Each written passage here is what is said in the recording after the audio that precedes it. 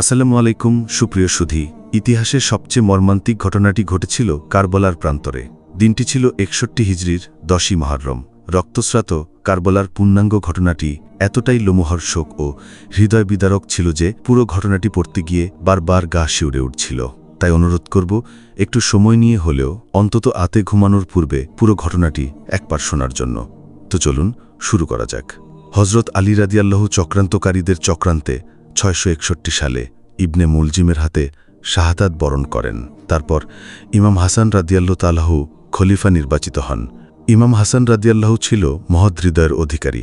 তার হৃদয় জুড়ে যেন দয়ার রাজসিংহাসন ছিল সদা প্রস্তুত। এক কথায় বলা যায়, ইমাম হাসান রাদিয়াল্লাহু তাআলাহু ছিলেন করুণার এক জীবন্ত প্রতীক। সম্পদের মোহ, ক্ষমতার লোভ, নিজের রাজত্ব, ভোগবিলাসের কল্পনা কখনোই তার মনের ভেতরে আসেনি। ভালোবাসা ছিল তার জীবনের পরম তৃপ্তি।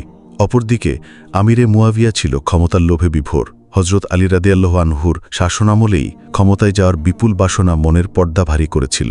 কিন্তু সৌভাগ্যের সোনার হরিণ তার ভাতপাতা ভবনে ধরা দেয়নি। তাই হজরত আলী রাদিয়াল্লাহুর অনুপস্থিতিতে ইমাম হাসান রাদিয়াল্লাহু আনহুর উপর থেকে শাসন ক্ষমতা হরণ করে নেওয়ার বিপুল কামনার দীপশিখা মনের মাঝে জ্বালিয়ে বিপুল সৈন্যবাহিনী নিয়ে আমিরে মুয়াবিয়া একসময় ইরাক আক্রমণ করে।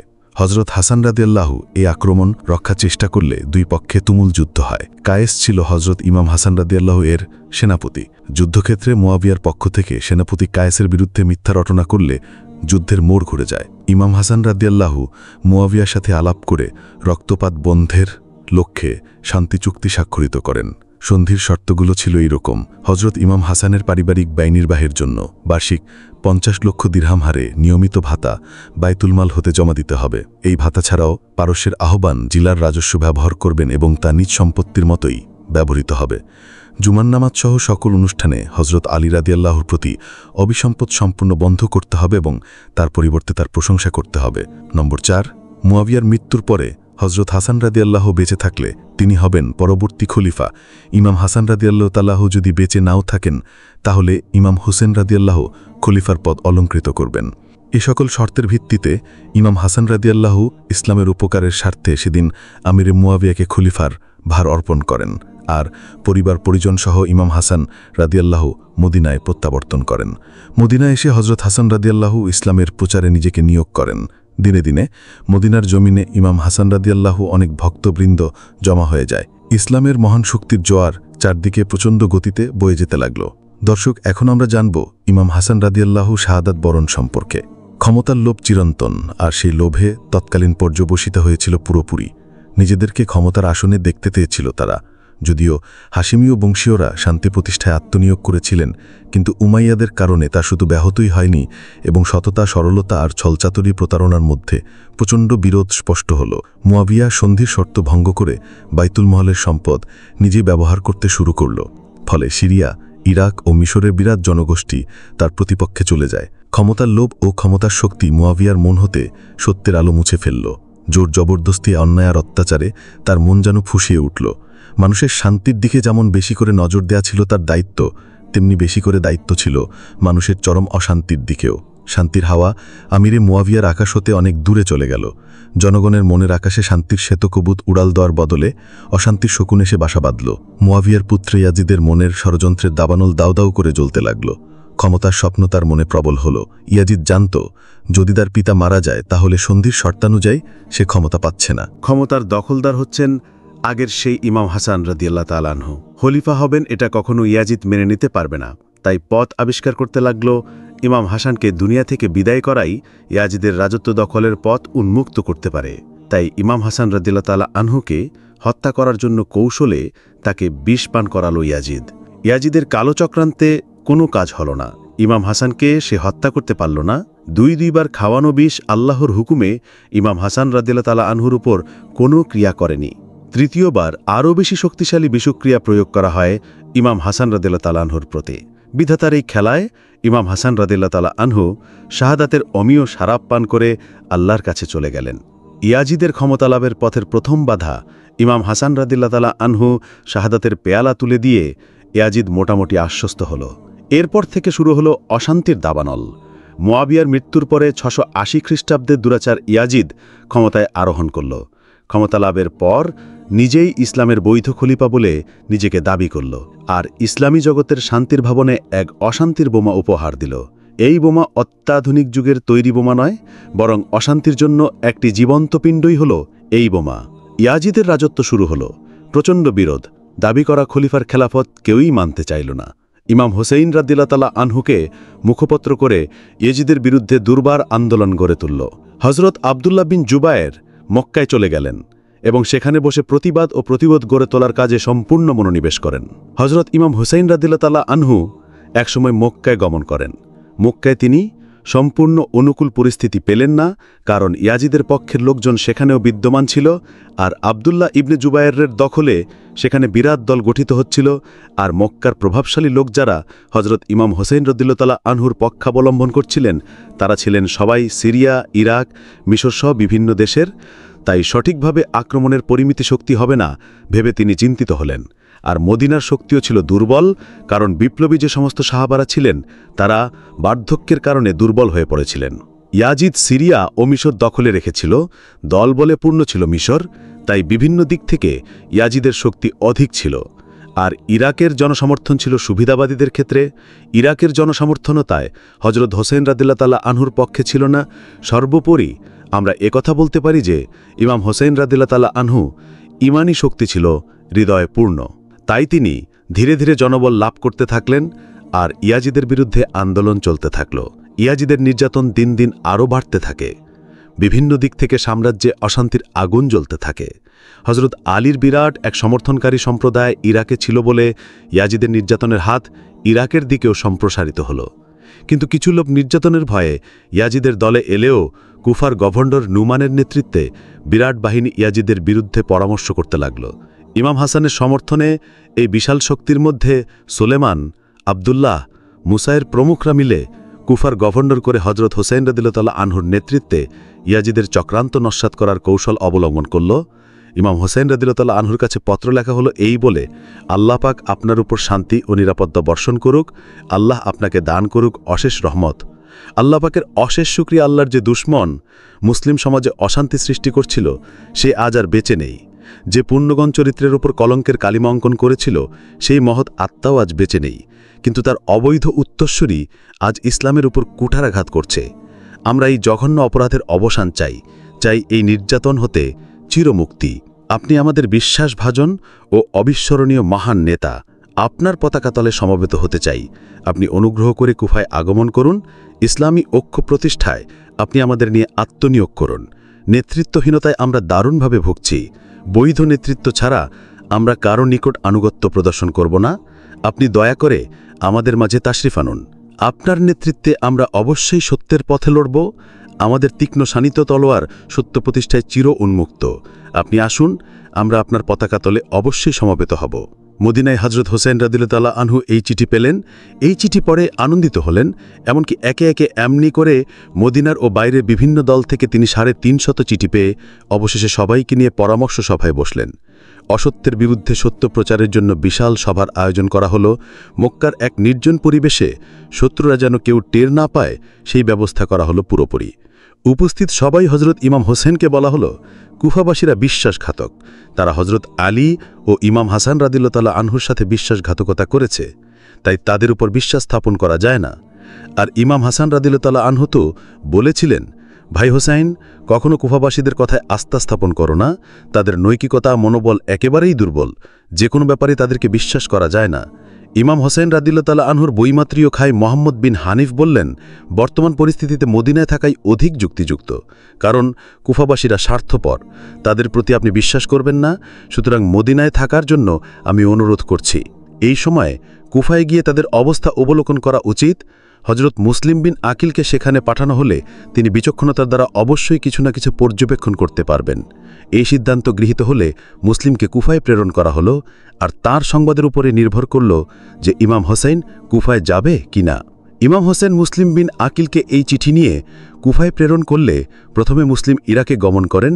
চিঠিটি ছিল এরকম: আল্লাহ পাক আপনাদের প্রতি শান্তি ও নিরাপত্তা বর্ষণ করুক, আল্লাহ আপনাকে দান করুক অশেষ রহমত, আল্লাহ পাকের অশেষ শুকরিয়া।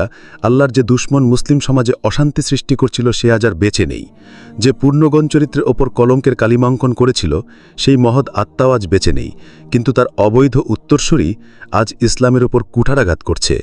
আমরা এই জঘন্য অপরাধের অবসান চাই এই নির্যাতন হতে চিরমুক্তি। আপনি আমাদের বিশ্বাসভাজন ও অবিস্মরণীয় মহান নেতা, আপনার পতাকা তলে সমবেত হতে চাই। আপনি অনুগ্রহ করে কুফায় আগমন করুন। ইসলামী ঐক্য প্রতিষ্ঠায় আপনি আমাদের নিয়ে আত্মনিয়োগ করুন। নেতৃত্বহীনতায় আমরা দারুণভাবে ভুগছি। বৈধ নেতৃত্ব ছাড়া আমরা কারও নিকট আনুগত্য প্রদর্শন করব না। আপনি দয়া করে আমাদের মাঝে তাশরিফ আনুন। আপনার নেতৃত্বে আমরা অবশ্যই সত্যের পথে লড়ব। আমাদের তীক্ষ্ণ শানিত তলোয়ার সত্য প্রতিষ্ঠায় চির উন্মুক্ত। আপনি আসুন, আমরা আপনার পতাকা তলে অবশ্যই সমবেত হব। প্রিয় শহীদগণ, তোমাদের পত্রগুলো আমার কাছে পৌঁছেছে। তোমাদের বর্তমান অবস্থা, পরিবেশ আর আশা আকাঙ্ক্ষা সম্পর্কে আমি অবগত আছে। তবু অবস্থায় সরাসরি অবগত হওয়ার জন্য আমার চাচাতো ভাইকে তোমাদের নিকট পাঠালাম। তার রিপোর্টের উপর ভিত্তি করছে আমার কুফায় গমনের ব্যাপার।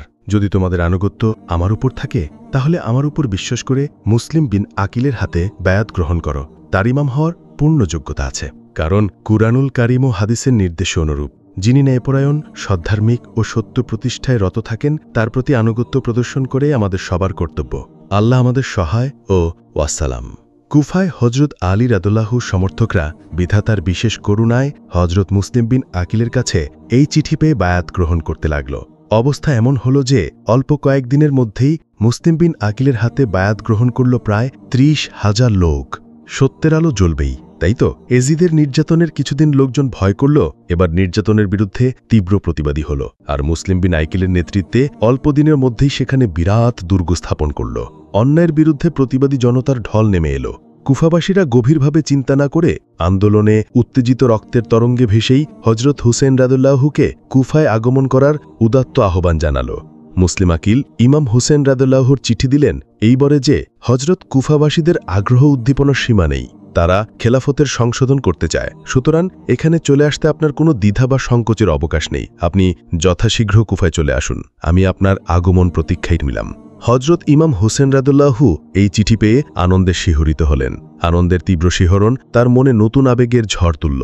কুফায় যাবার জন্য ইমাম হোসেন রাদিয়াল্লাহু সকল মানুষ নিয়ে প্রস্তুতি নিতে লাগলেন।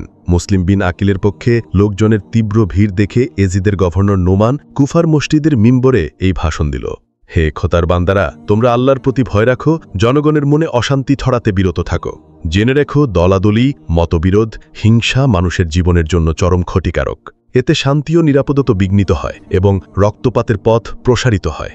আমি কুধারণার বশবর্তী হয়ে কোনো ক্ষতি করতে চাইনি, তবে যারা প্রকাশ্যে আনুগত্যতা অস্বীকার করবে, যারা বিদ্রোহের আগুন জ্বালাবে, যারা শান্তি ও নিরাপত্তার জন্য হুমকি হবে, তাদের গর্দান দ্বিখণ্ডিত করতে আমি ভুল করব না। যারা উমাইয়া শাসনকে মনে প্রাণে গ্রহণ করবে না, তাদের কারোই রক্ষা নেই। তোমরা নিজেদের শুধরে নেবে না তরবারির আঘাত নিতে প্রস্তুত হও। এখন নিজেদের জন্য যা ভালো মনে করো তাই করতে পারো। গভর্নরের এই ধরনের ঘোষণা এজিদ পক্ষীয়দের মধ্যে বিরাট উত্তেজনা সৃষ্টি করল। তারা হজরত ইমাম হোসেন রাদিয়াল্লাহুর কুফা গমনের বিরুদ্ধে তীব্র প্রতিবাদী হল। এজিদ জানত যে নোমানের হৃদয় অত্যন্ত নরম, তাই এই সময় নোমান ইমাম হোসেন রাদিয়াল্লাহুর পক্ষাবলম্বন করতে পারে ভেবে বোসরার শাসনকর্তা উবাইদুল্লাহ বিন ইয়াজিদকে গভর্নর নিযুক্ত করল আর বিদ্রোহীদেরকে যে কোনো মূল্যে দমন করার জন্য কঠোর নির্দেশ প্রদান করল। ইমাম হোসেন রাদিয়াল্লাহু কুফার অবস্থায় যথেষ্ট খুশি হয়ে বোসরাবাসীদেরকেও এই সংবাদ জানিয়ে বিরুদ্ধ তথা সত্যের বিরুদ্ধবাদীর বিরুদ্ধে আক্রমণে যোগদানের জন্য উৎসাহী করতে বোসরার নেতা এজিদ বিন মাসুদের নিকট পত্র প্রেরণ করলেন। পত্রে তিনি উল্লেখ করলেন, খেলাফত আল্লাহর দেওয়া পবিত্র আমানত, আর এই আমানত খেয়ানতকারীর আনুগত্য কোনো বিবেকবান মানুষ করতে পারে না। সত্য ন্যায় প্রতিষ্ঠার জন্য সংগ্রাম করা আল্লাহর বিধান। এই বিধান প্রতিষ্ঠার কাজে যারা এগিয়ে আসে না, তারাই ভোগ করে চরম লাঞ্ছনা। মুসলিম বিশ্বের দুর্গতির প্রতি আপনাদের সুদৃষ্টি আমি একান্তভাবে কামনা করছি। আসুন আমরা সবাই মিলে সত্য প্রতিষ্ঠায় রত হই আর মনে করি আল্লাহর এই বাণী, যারা আমার পথে জিহাদ করে তাদেরকে আমি আমার পথ দেখিয়ে দেই।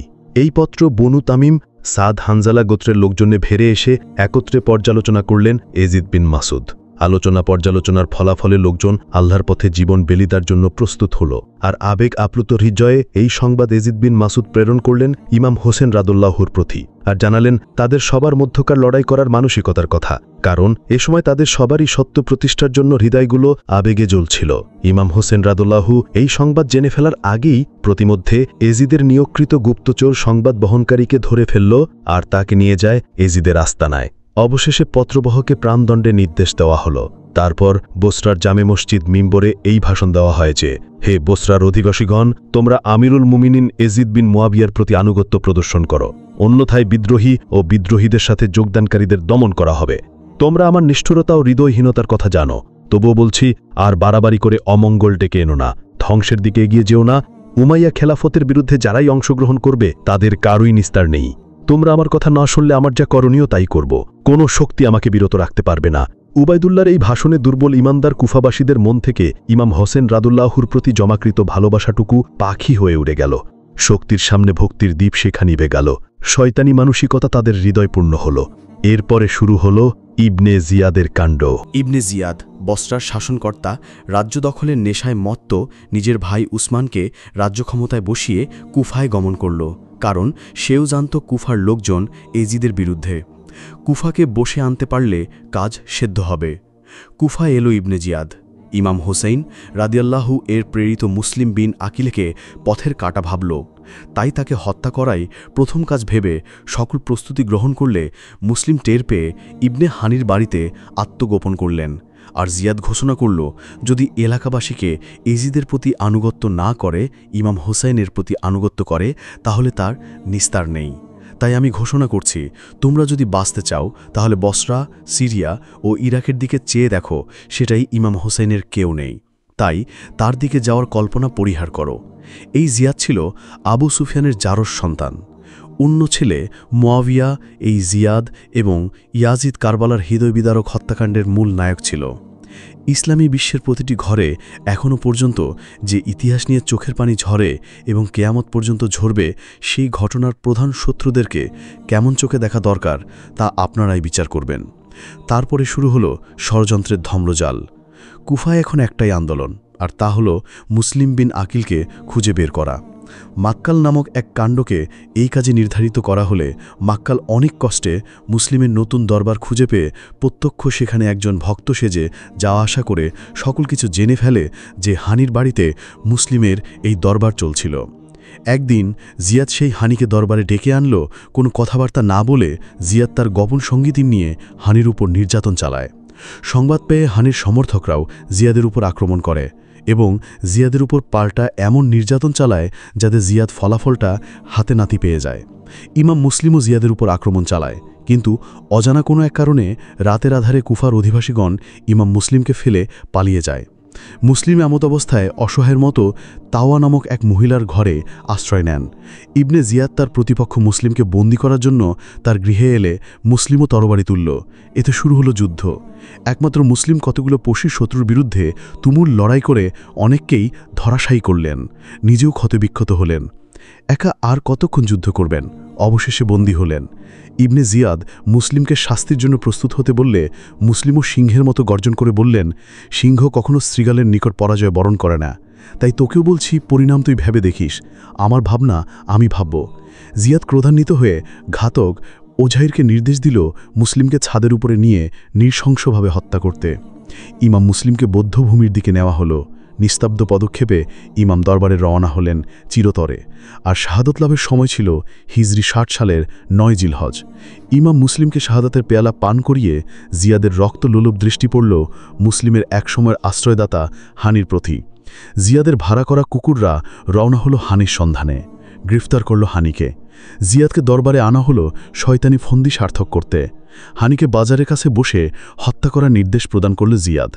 হানি ছিলেন কুফার এক মহাসম্মানিত ব্যক্তি, আর আজ সে বাজারের কাছে বসে শাহাদাত লাভ করছেন। এই তো বিধাতার খেলা। জিয়াদের নির্দেশে অবশেষে হানিকে শাহাদাতের স্বর্গীয় পেয়ালা তুলে দেয় তুর্কি ঘাতক গোলাম বাসির। অবশেষে এতদিনের সাধনার কুফল ইমাম মুসলিম ও হানির মস্তক ধদ এজিদের দরবারে প্রেরণ করে এজিদ তো খুশিতে বাগ এই সংবাদ শুনে। অবশেষে এজিদ বলল, আমি জানতে পেরেছি যে ইমাম হুসেইন নাকি কুফার পথে রওনা হয়েছেন, আর যদি সে এসেই যায় তাহলে তুমি তার তীব্র প্রতিবাদ করো। তার পক্ষ থেকে তরবারি এলেই তোমার দলকে তরবারি ব্যবহার করতে বলবে। আমি ওয়ালিক বিন আতামকে তার দুর্বলতার কারণে মদিনার গভর্নর পদ হতে বরখাস্ত করে আসর বিন সাইদকে সেই পদ দিচ্ছি। এখন আমরা জানব এর পরের অংশ, অর্থাৎ কুফার পথে ইমাম হোসেইন রাদিয়াল্লাহু আনহু। কুফাবাসীদের নিমুখ হারামি অনেকেরই জানা ছিল। তারা সবাই ইমাম হোসেন রাদিয়াল্লাহু তাআলাহুকে কুফা গমনে পুরোপুরি নিষেধ করল, কিন্তু ইমাম হোসেন কারও নিষেধ শুনলেন না। বিধাতার কি যেন এক ইঙ্গিত, ইমাম হোসেন রাদিয়াল্লাহু সবার বাধাদান অতিক্রম করে পরিবারসহ কুফার পথে রওনা হলেন। কুফার পথে চললেন ইমাম হোসেন রাদিয়াল্লাহু তাআলাহু। মক্কার যাবতীয় স্মৃতি তার মনের পাতায় ভালোবাসার রেখা পাত করলেও তাকে ফেরাতে পারেনি কুফার পথ থেকে। সত্য সাধনার বিপুল বাসনা তার বুকে তখন দাউ দাউ করে জ্বলছিল। অন্যায় ও অসত্যের বিরুদ্ধে তার রক্তের কণায় কণায়, হানের জোড়ায় জোড়ায়, পশমের গোড়ায় গোড়ায় প্রচণ্ড তরঙ্গ উদ্বলিত করেছে। সে আর সত্যের কাছে কোনো ক্রমে মাথা নত করল না। তার মন মগজের সর্বত্রই সত্যের বিশাল সাগরসম মহতরঙ্গ হিল্লোলিত হচ্ছে। কুফার পুঞ্জীভূত অসত্য যেন ইমাম হোসেন রাদিয়াল্লাহু তাআলাহুকে সত্যের মহাশানিত তরবারি নিয়ে বিপুলভাবে আমন্ত্রণ জানাচ্ছে। মক্কা হতে রওনা হয়েছে 7 দিন। 61 সালের 8ই জিলহজ নাকা নামক স্থানে পৌঁছল ইমাম হোসেন রাদিয়াল্লাহু তাআলাহু। ইরাক থেকে প্রত্যাবর্তিত প্রখ্যাত কবি ফারাজদাকের সাথে ইমাম হোসেন রাদিয়াল্লাহু তাআলাহু সাক্ষাৎ হল। কবি ফারাজদাক ইমাম হোসেন রাদিয়াল্লাহু তাআলাহুকে কুফার জনগণের মানসিক ষড়যন্ত্রের কথা বললেন। তিনি আরও বলেছিলেন, আল্লাহর গায়েবী সিদ্ধান্ত আকাশ হতে জারি হয়ে গেছে। ইমাম এগিয়ে যাচ্ছেন। প্রতিমধ্যে ইমাম জাফরের পত্রেও মক্কা প্রত্যাবর্তনের সরাসরি অনুরোধ। ইমামের মনে পিছুটনের চিন্তা এড়িয়ে দিতে পারল না তার চিঠিতে এ উল্লেখ ছিল যে আপনি কুফায় গিয়ে আপনার পরিবার পরিজনদের জন্য ভয়াবহ পরিস্থিতি ডাকবেন না। শুধু এই সংবাদ কেন, এমনই হাজারো সংবাদও হয়তো ইমাম হোসেন রাদিয়াল্লাহু তাআলাহুকে পিছপা করতে পারত না। কারণ মহাসত্যের প্রদীপ জ্বলন্ত শিখা তখন তার হৃদয়কন্দরে দুদীপ্যমান। তাই ইমাম এগিয়ে চলতেই থাকলেন। ইবনে জিয়াদ ইমাম হোসেনের জীবনের সংবাদ জানতে পেরে পুলিশ অফিসার হোসেইন বিন নোমানকে ইমামের আগমনের প্রতি বাধা প্রদান করতে নিযুক্ত করলেন। তার কর প্রহারা ইতিমধ্যে ইমাম হোসেন কায়েসকে কুফায় চিঠি নিয়ে যাওয়ার অবস্থায় গ্রেপ্তার করে জিয়াদের নিকট প্রেরণ করেন। জিয়াদ কায়েসকে ছাদের উপর থেকে নিচে ফেলে নিক্ষেপ করে হত্যা করে ফেলল। এই মহাবিপদের মাঝেও ইমাম হোসেন রাদিয়াল্লাহু হযরত আলী রাদিয়াল্লাহুর প্রশংসায় বিরাট কবিতা পাঠ করতে ভুল করেননি। আরও সামনে গেলে আবদুল্লাহ বীরমতিও ইমামকে কুফা গমনে সম্পূর্ণ নিষেধ করলেন, কিন্তু তিনি চলতে থাকলেন কুফার দিকে। ইমাম সাভিয়া নামক স্থানে পৌঁছলে ইরাক থেকে 2 আগন্তুকের কাছে মুসলিম বিন আকিলের শাহাদাতের সংবাদসহ কুফার যাবতীয় সংবাদ জানতে পারেন। সাথের কাফেলা এই সংবাদে ব্যথিত হয়ে মক্কা প্রত্যাবর্তনের কথা ইমামকে জানালে ইমাম ও তার পরিবারের অনিচ্ছায় আর ফেরা হল না। এগিয়ে চলল কাফেলা। যা বলা হয়, আসলে বনু একরামার জনৈক সর্দার ইমাম হোসেনকে বাধা দান করে মক্কায় ফিরে যাওয়ার আহ্বান জানালেও ইমানি জোশে বলিয়ান ইমাম হোসেন রাদিয়াল্লাহু তাআলাহু কুফা গমনের মতে বিরত হলেন না। ইরাকের শরাফ নামক স্থানে পৌঁছে ইমাম হোসেন রাদিয়াল্লাহু তাআলাহু তার দলবল সহ তাঁবু ফেললেন। 60 হিজরির 1 মুহররম। সবাই এতদূর পথ ভ্রমণ করে ক্লান্ত হয়ে পড়েছেন। এ সময় অনেক দূরে একদল অশ্বারোহী দেখে তড়িঘড়ি করে তারা তাঁবু গুটিয়ে একটি পাহাড়ের পাদদেশে আশ্রয় নিলেন। হুর বিন ইয়াজিদ তামিমি সহস্রাধিক অশ্বারোহী নিয়ে একসময় ইমাম হোসেনের তাঁবুর নিকটবর্তী হয়ে পড়ল। ইমাম হোসেন রাদিয়াল্লাহু তাআলাহু তাদের সাথে বিনম্র আচরণ তো করলেনই, এবং শত্রু জেনেও তাদেরকে পানি পান করালেন। জোহরের সময় তাদের কাছে গিয়ে বললেন, আমি কুফাবাসীদের আমন্ত্রণেই আগমন করেছি, তোমাদের সাথে যুদ্ধ আমার লক্ষ্য নয়। যাই হোক, এরপর জামাতি ইমাম হয়ে ইমাম হোসেন রাদিয়াল্লাহু তাআলাহুর নামাজ আদায় করালেন। আসর নামাজ পর্যন্ত ইমাম হোসেন রাদিয়াল্লাহু তাআলাহুর বাহিনীকে বললেন, তোমাদের অন্তরে যদি আল্লাহর প্রতি বিশ্বাস থাকে তাহলে আহলে বাইতের সাথে শত্রুতা পোষণ করে তোমাদের নিজেদের কোনো ক্ষতি সাধন করো না। খেলাফতের প্রকৃত হকদার কে তা তোমাদের অজানা নয়। ক্ষমতার জোরে খেলাফত দখল করা যায় না। খেলাফতের সঠিক পুনঃপ্রতিষ্ঠার জন্য যদি তোমরা আমাকে আহ্বান করে থাকো, তোমরা শত্রুতার জন্য এগিয়ে এলে কেন? আমি বা আমার কেহ তোমাদের কোনো ক্ষতি করেছে কি? কেন তোমরা আমাদের পথ রোধ করে দাঁড়িয়েছ? ইমামের এ সকল কথা শুনে হুর ইমামকে আহ্বানমূলক নিমন্ত্রণের কথা অস্বীকার করলে ইমাম চিঠি বের করে দেখালেও হুর তা আজেবাজে বলে উল্লেখ করে ইমামকে জিয়াদের দরবারে নিয়ে যাওয়ার কথা বললে, ইমাম তাদের সাথে না যাবার কথা বললে হুর জানালেন, তাহলে কুফা ও হেজাজের পথ ছেড়ে অন্য কোনো পথে চলে যান। আপনার সাথে আমার যুদ্ধ করার নির্দেশ ছিল না, তাই যুদ্ধ হল না। অবশেষে ইমাম হোসেন রাদিয়াল্লাহু কাছিয়ার পথ ছেড়ে উত্তর দিকে চলতে লাগলেন। হুর তার বাহিনী নিয়ে ইমামের পিছু চললে ইমাম বললেন, মহানবী সাল্লাল্লাহু আলাইহি ওয়াসাল্লাম বলেছেন, যদি কেউ এমন সংকটের সামনে পড়ে, সে হালাল হারাম তো মিস করে না, ওয়াদা পালন করে না, সুন্নত পালন করে না, আল্লাহর জমিনে জুলুম অত্যাচার সৃষ্টি করে, সমস্ত লোকদের কেয়ামত হবে যারা এ সকল কিছু অনায়াসে মান্য করে চলে। ইমাম হোসেন চলছেন, হুর বাহিনীও পিছনে পিছনে চলছেন, মদিনার দিকেও চলছেন না আর কুফার দিকেও না, চলছেন এক অজানা পানে। এমন সময় কুফার দিক থেকে একদল হুসেন রাদিয়াল্লাহু তাআলাহুর লোক এলে তাদের কাছে কুফার অবস্থান জানতে চাইলে তেরমাস নামক দলপতি বললেন, ঘুষ ও উপঢৌকন দিয়ে কুফার সর্দারদেরকে বশীভূত করা হয়েছে, তাদের তরবারিও আপনার বিরুদ্ধে উত্তোলিত হবে। সেখানে যারাও মুখে মুখে আপনার কথা বলে তারাও আপনার পক্ষের না, তাই এখান থেকে তাইম গোত্রের নিকটবর্তী এক নিরাপদ পাহাড়ের আশ্রয় নিয়ে চলি। সেখান থেকে তাইম বংশকে আহ্বান করতে পারবেন, তারা দুর্দান্ত যোদ্ধা। এই কথাও ইমাম হোসেনের কুফা গমনের দুরান্ত বাসনা থেকে ফেরাতে পারল না, তাই তেরমাস সুদূর মরুর বুক চিরে ইমামের জন্য রসদপত্র আনতে গেলেন। সে যখন ফিরে আসছিলেন তখন পথে মিথ্যা সংবাদ শোনালেন যে ইমাম শাহাদত বরণ করেছেন। এই সংবাদ শুনে তেরমাস ফিরে গেলেন। ইমাম হোসেন কসরে বনি মুকাতিল নামক স্থানে উপনীত হলে দারুণ অসুস্থতার জন্য সাওয়ারির পিঠে তন্দ্রাচ্ছন্ন হয়ে পড়লে স্বপ্ন দেখলেন একজন অশ্বারোহী তার নিকট দিয়ে চলে যাচ্ছেন আর বলছেন, এই সকল লোক অজানার উদ্দেশ্যে পথ চলছে, অথচ মৃত্যু তাদের পাশাপাশি অগ্রসর হচ্ছে। ইমাম হোসেনের তন্দ্রা ভেঙে গেল, তিনি দারুণ অস্বস্তি বোধ করলেন। এমন সময় আলী আকবর চলে এসে ইমামকে তার অস্বস্তির কথা জানতে চাইলে ইমাম হোসেন স্বপ্নের কথা বললেন, আরও বললেন যে শাহাদত হয়তো আমাদেরকে হাত ছানি দিয়ে ডাকছে। বালক আলী আকবর এবার পিতাকে জিজ্ঞেস করল, আব্বাজান, আমরা কি সত্যের পথে নেই? হোসেন রাদিয়াল্লাহু তাআলাহু বললেন, আল্লাহর শপথ, আমরা অবশ্যই সত্যের উপর আছি এবং থাকব। এই কথা শুনে ছোট্ট বালকের মধ্যে ইমানের জ্যোতিষ্যতগুণ বেড়ে গেল। কুফরি শক্তির বিরুদ্ধে যুদ্ধ করার জন্য তিনি বদ্ধপরিকর হলেন। ইমাম হোসেন রাদিয়াল্লাহু তাআলাহু কোনো বাধাকেই আর বাধা হিসাবে দেখলেন না। দলবলসহ দ্রুত পদক্ষেপে পথ চলছেন। উদ্দেশ্য একটাই, কুফায় যাবে সত্যের হুকুম পালনার্থে, কুফাধিপতির বিরুদ্ধে লড়বে। পথের শান্তিক্লান্তি তার মনে দাগ কাটতে পারল না। একদিন বিকেলে মিনিয়া নামক স্থানে পৌঁছে তাঁবু ফেলে সামান্য বিশ্রাম নিচ্ছেন। হঠাৎ এক অশ্বারোহী এসে জিয়াদের একটি চিঠি হুর বাহিনীর কাছে দিল। চিঠিতে উল্লেখ ছিল, চিঠি পড়ার সাথে সাথে যেন ইমাম হোসেন রাদিয়াল্লাহু তাআলাহু অবস্থা আরও আশঙ্কাজনকভাবে সংকটাপন্ন করে তোলা হয়, কোথাও যেন পালিয়েও যেতে না পারে। উন্মুক্ত পানিহীন মাঠে যেন কার তাঁবু হয়, আর পত্রবাহকের যেন হুকুমের কার্যকারিতা দেখে জিয়াদের কাছে রিপোর্ট করতে পারে। হুর এসব কথাও ইমাম হোসেন রাদিয়াল্লাহু তাআলাহুকে খুলে বললেন এবং বললেন যে, এখন আমার আর কোনো শক্তি নেই, তাই আপনার যা ইচ্ছা তা করবেন, সে উপায়ও রইল না। এদিকে পাপিষ্ঠ এজিদের স্বপ্ন একটাই, আর তা হল ইমাম হোসেন রাদিয়াল্লাহু তাআলাহুকে কুফায় আসতে না দেওয়া, আর সেই জন্য যত চেষ্টাই এখন তার কাজ।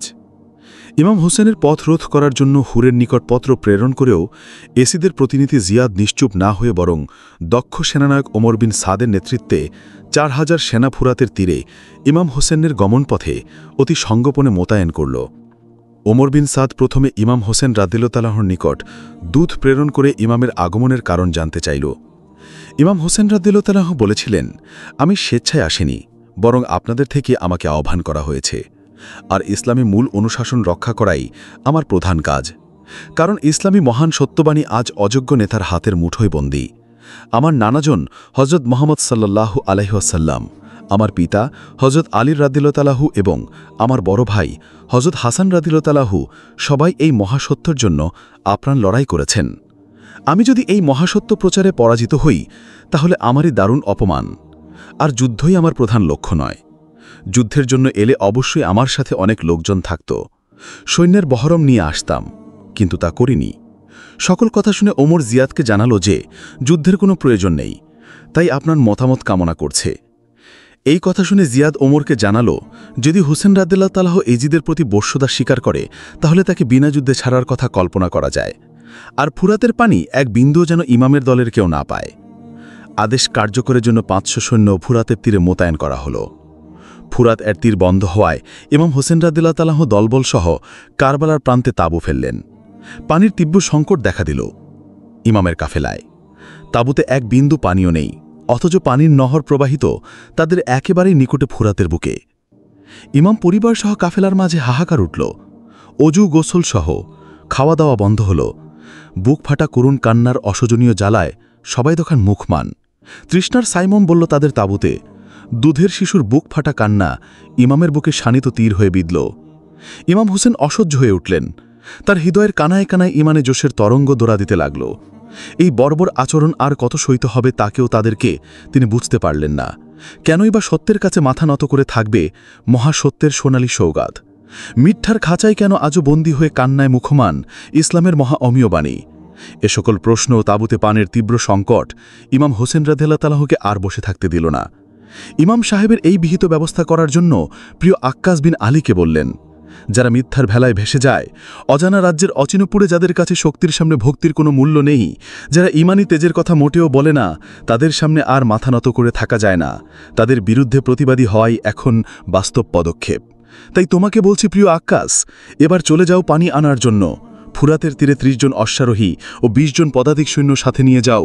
অধিকার আদায় করো, বিধাতার দেওয়া অধিকার রক্ষা করা অবশ্যই জরুরি। আক্কাস চললেন পানি আনতেই হবে। পানি পান না করতে পারলে জীবন বাঁচানো যাবে না। ঘোড়ার পদশব্দে কারবালার ঘুমন্ত মাটিতেও যেন ইমামের বুকের ব্যথার সাথী হয়ে বিদ্রোহী হয়ে উঠল। আক্কাস পৌঁছলেন, শত্রুপক্ষ বাধা দিল। আক্কাসের ইমানি তেজের সামনে কোনো বাধাই আর বাধা হিসাবে ধরা দিতে পারল না। আক্কাসের বীরত্বের সামনে কুফরি শক্তি টিকল না। পরাজিত করলেন কাফিরদের, নিয়ে এলেন 20 মস্ক পানি। কাফিররা সবাই অবাক হয়ে গেল। দেখে নিল ইমানি তেজ, আরও দেখল মুসলমানদের তলোয়ারের তেজ কতটা বেশি। কাফিরদের দুর্বল মন একেবারেই যেন ভয় পেল, কারণ এত আক্রমণ, এত হুমকি যে মুসলমানদেরকে পুরোপুরি দুর্বল করে দেওয়ার কথা, সেখানে তারা মাত্র 50 জন লোক এসে কাফির শক্তির অনেক লোককে পরাজিত করে পানি নিয়ে চলে গেল। এর ব্যাপারে ভয় পেল। তবু তাদের মনে প্রতিবাদের আগুন দাউ দাউ করে জ্বলে উঠল। শয়তানি শক্তিতে তাদের মন খাই খাই করছে। বারুদের উত্তপ্ত তাদের মনে তখন যেন বাধার দেয়াল আর মানছে না। ইমাম হোসেন রাদিয়াল্লাহু তাআলা কখনোই লড়াই পছন্দ করতেন না। তাই তিনি মীমাংসার মাধ্যমে এই সমস্যার সমাধান করে কুফায় পৌঁছে ইসলামী প্রচারণা চালানোর অভিপ্রায় ব্যক্ত করলেন। যদিও ওমরের মনও এমনই ছিল, কিন্তু জিয়াদের নির্দেশ যে অমান্য করা চলবে না, তাই তিনি দারুণ চিন্তায় পড়ে গেলেন। সর্বোপরি ওমর জানতেন যে ইমাম হোসেন রাদিয়াল্লাহু তাআলা মহানবীর দুহিত্র, তার সাথে যুদ্ধ করলে তার পরিণতি অবশ্যই ভয়াবহ হবে। তাই ওমরের মনোবিনায়ে সর্বদাই ছিল এই সূর্যে তিনি যুদ্ধ করবেন না। এক রাতে ওমর ও ইমাম সাহেব মীমাংসা অনুষ্ঠানে বসেও সিদ্ধান্ত নিতে ব্যর্থ হয়। কারণ ওমর তো আর কোনো সিদ্ধান্ত নিতে পারে না। তাই তারা উভয়ে মিলে এজিদের নিকট যাওয়ার প্রস্তাব পেশ করেন। 1 নম্বর প্রস্তাব হল, আমি যেখান থেকে এসেছি সেখানে ফিরে যেতে দাও। নাম্বার 2, আমাকে দের কাছে যেতে দাও, আমি সরাসরি তার সাথে মীমাংসা করে আসব। এবং নম্বর 3, আমাকে কোনো মুসলিম সীমানায় যেতে দাও। এই ধরনের প্রস্তাবে ওমর যেমন রাজি ও খুশি হলেন, ঠিক তেমনি জিয়াদকে জানানো হলে জিয়াদও আনন্দিত হল। এমনকি তাদের উভয়ের হৃদয়েই আনন্দের প্লাবন বয়ে যেতে লাগল। তারা ভাবল, বিরাট রক্তক্ষয়ী সংঘর্ষ হতে বাঁচা গেল। এভাবে সমাধান হওয়ায় আজ তাদের আনন্দের আর শেষ রইল না। ইবনে জিয়াদ বারবার চিন্তা করলেন এই সংবাদ নিয়ে উপস্থিত লোকজনের মাঝে। ইবনে জিয়াদ জানিয়ে দিল, এই সংবাদ দুজনের মাঝে সীমার নামক নরপশু ছিল উপস্থিত। ওমর বিন সাদের প্রতি ইবনে জিয়াদের অনুকূল্য প্রদর্শন আগে থেকেই সে সুনজরে দেখে আসছিল না।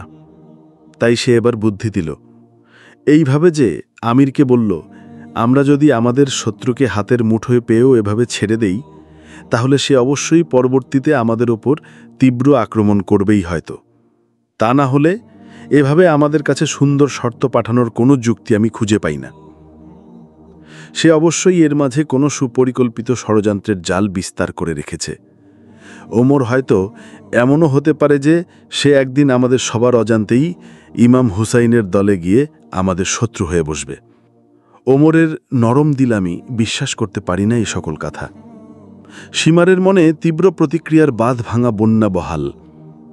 ওমরের প্রতি তার সমস্ত বিশ্বাস হারালো, আর চিঠি লিখল এরকম যে, তোমার কাজ ছিল হুসাইনকে গ্রেপ্তার করে আমার নিকট প্রেরণ করা, কিন্তু তুমি তা করনি।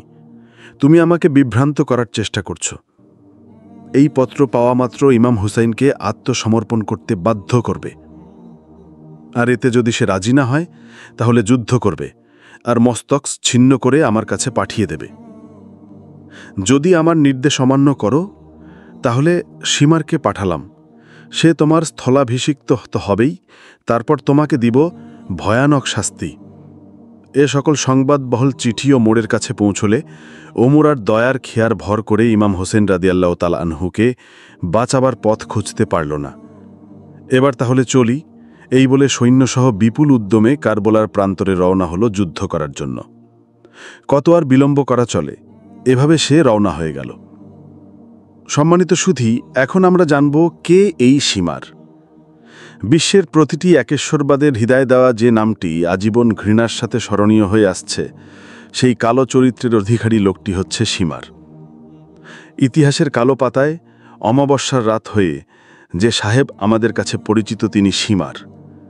যার নাম শোনামাত্রই অভিশাপের ঢিল ছুটতে ইচ্ছে করে তিনি সীমার। নির্দয় নির্মম হৃদয়ের অধিকারী পাষাণী হল সীমার। অর্থের লোভ শিরা উপশিরায় তীব্র শিহরণ তুলে পৃথিবীর ইতিহাসে যে বিরাট রক্তাক্ত ঘটনার অবতারণা করেছে সেই সীমার। যেই নাম স্মরণ করা মাত্রই হৃদয়ে ওঠে ব্যথার প্লাবন, সেই সীমার। আর এই সীমারের বাড়ি হল ইরাকে। ইরাকের বদমেজাজি বলে পরিচিত ছিল সে। ছোটবেলা থেকে তার কোনো বন্ধুবান্ধব ছিল না, আর এই সীমারের সেনাবাহিনীতে যোগদান ছিল ওবাইদুল্লাহ বিন জিয়াদের নেতৃত্বে। সীমার যেহেতু ছিল বিপ্লবী, বিদ্রোহী ও দারুণ বর্বর, তাই জিয়াদও এই বর্বরের মাধ্যমে অনেক কাজ করিয়েছিল বলে সীমার জিয়াদের কাছে হয়ে বসেছিল অনেক প্রিয়। আর জিয়াদের কাছে আপনজন হওয়ায় সীমার তার কাছে পেয়ে বসেছিল বড় পদ। কারবালার প্রান্তরে এই সীমারই ঘটিয়েছিল এক বিরাট ব্যথার অসহনীয় ঘটনা। আমাদের প্রশ্ন উঠতে পারে, কেনই বা এই সীমার নবী পরিবারের বিরুদ্ধে এতটা বেশি বিদ্বেষী ছিল? কেনই বা তার মনে নবী পরিবারের প্রতি হিংসের আগুন দাউ দাউ করে জ্বলে? কেনই বা তার হৃদয় বিন্দু পরিমাণও কাঁপিনি ইমাম পরিবারের মধ্যে কান্নার রুল উঠাতে? তাই তো সে উগ্রমূর্তি ধারণ করে কারবালার প্রান্তরে এসেছিল। সীমারের ফুফুকা বিবাহ করেছিলেন হযরত আলী রাদিয়াল্লাহু। এই ঘরে হয়েছিল 4টি সন্তান।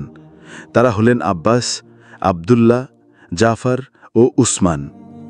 এই 4 জনই হযরত ইমাম হোসাইন রাদিয়াল্লাহু তাআলা আনহুয়ের অনুগত ছিলেন। তারা শুধু অনুগত ছিলেন না, বরং ইমাম হোসাইন রাদিয়াল্লাহু তাআলা আনহুয়ের সাথে এই সফরের সঙ্গী হয়েছিলেন। সীমারের ফুফাতো ভাই হয়েও তারা এভাবে ইমাম হোসেন রাদিয়াল্লাহু তাআলা আনহুয়ের অনুগত হবে, এটা কোনো দিনই সীমার মেনে নিতে পারছিল না। সে চেয়েছিল ফুফাতো ভাইদেরকে নিজের মনের মতো করে গড়বেন, তাদেরকে রাখবে সে নিজের শক্তি করে।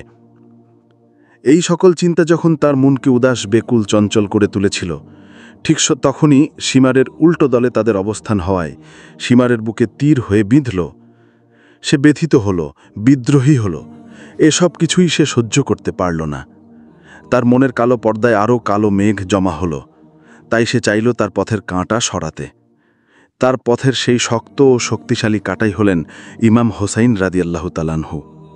নরাধম পাপিষ্ঠ সীমার ইবনে জিয়াদের নির্দেশ পেল ইমাম হোসাইনকে হত্যা করার জন্য। তখন সীমারের দুবাহু আবার যেন কোনো এক অজানা শক্তিতে নেচে উঠল। সীমারের মনের মাঝে আনন্দের দোলা লাগল। রাসূল সাল্লাল্লাহু আলাইহি ওয়াসাল্লামের নয়নের মণি হোসাইনের রক্তে রঞ্জিত হবে তার নির্দয় তলোয়ার, এই ভেবে তার মনের মাঝে আনন্দের বান বইল। যদিও পৃথিবীর মানুষের মনে ব্যথার বন্যা বইত এই সংবাদে, কিন্তু সীমারের মনে সুখের কবিতা আবৃত্তি করতে লাগলেও তার মুখ থেকে বের হওয়া শব্দগুলি যেন মরণ গঙ্গানির মতোই মনে হল। সীমার মনের আনন্দ নিয়েই রওনা হলো কারবালা অভিমুখে। উদ্দেশ্য একটাই, ইমাম হোসেনকে হত্যা করা আর অশেষ পুরস্কার লাভ করা। কারবালা, হায় রে কারবালা, তোর বুকে হাজির হলো সহস্র কোটি বছরের এক নির্মম পশু, নিষ্ঠুর সীমার। সে আসছে ইমাম পরিবারের কান্নার রোল উঠাতে। সীমার তার নিজের ফুফাতো ভাইদেরকে জানিয়ে দিল তাদেরকে নিরাপত্তা দেওয়া জিয়াদের বাণী। আরও বলল, তোমরা আমার ফুফাতো ভাই, তোমরা ইমাম হুসাইনের সাথে থেকে তোমাদের জীবন শেষ করার জন্য নিরুৎসাহী হয়েও না। তোমরা বেঁচে যাও ইরাক অথবা অন্য কোনো দিকে, চলে যাও, আমি তোমাদের ভালোবাসি, এখনও সময় আছে, চলে যাও। আর ইমামের দলে থাকলে তোমাদেরকেও নির্মমভাবে মৃত্যুর হিম শীতল হারের স্পর্শ বরণ করতে হবে। তোমরা খালি খালি মৃত্যুর দিকে এগিয়ে যেও না, ভয়াবহ মৃত্যুর জন্য কিন্তু আমরা আর দায়ী রইলাম না। চার ভাইয়ের মনে এই সকল কথাগুলো এতক্ষণ যেন বিষের মতো মনে হচ্ছিল। তাদের হৃদয়ে আগুনের বহ্নিশিখা জ্বলে উঠল। তারা আর ধৈর্য ধারণ করতে পারলেন না। এবার তারা বলে উঠলেন, এই সীমার, তুই কে এবং কি করবি বা করতে পারিস তা আমাদের অজানা নয়। তাই তুই আমাদের ভয় দেখাসনে, আর ইবনে জিয়াদের কথাও আমাদের মোটেই বলিসনে, কারণ তার নিজের মধ্যেই নেই আল্লাহর আমানত। তাই সে আবার কি করে অপরকে আমান দেয়? আমরা তার আমান একবারও চাই না। মহান আল্লাহ তাআলা সর্বশক্তিমান, আমরা কেবলমাত্র তারই কাছে আমান বা নিরাপত্তা চাই। আর ইমাম হোসেন রাদিয়াল্লাহু তাআলা আনহুকে রক্ষা করতেও আমাদের শেষ চেষ্টার কোনো ত্রুটি হবে না। আমরা এও জানি যে মহান আল্লাহর হাতেই আমাদের জীবন। তোর এ সকল কথার জন্য তোকে জানাচ্ছি শত শতবার শুধু ধিক্কার, কারণ তোর ভ্রান্ত কথা আমাদের মনে বিন্দুমাত্র সংশয় আনতে পারবে না। তুই চলে যা, আমাদের থেকে অনেক দূরে চলে যায়। তুই যদি তোর মঙ্গল কামনা করিস তাহলে তোর জীবনের স্বার্থে এখান থেকে চলে যা। তোর সাথে তো আমাদের আত্মীয়তার সম্পর্ক বিদ্যমান। আজ অর্থের লোভ তোর কাছে আত্মীয়তার রক্ত সম্পর্ক থেকে বড় হলো। জানি না এই কেমন তোর জ্ঞানের কাজ। তোর কি জন্য মোটেও লজ্জা হয় না? আজ তোর প্রতি আমরা নিক্ষেপ করছি হৃদয়ের চরমতম ঘৃণা, আর ঘৃণাই তোর একান্ত প্রাপ্য।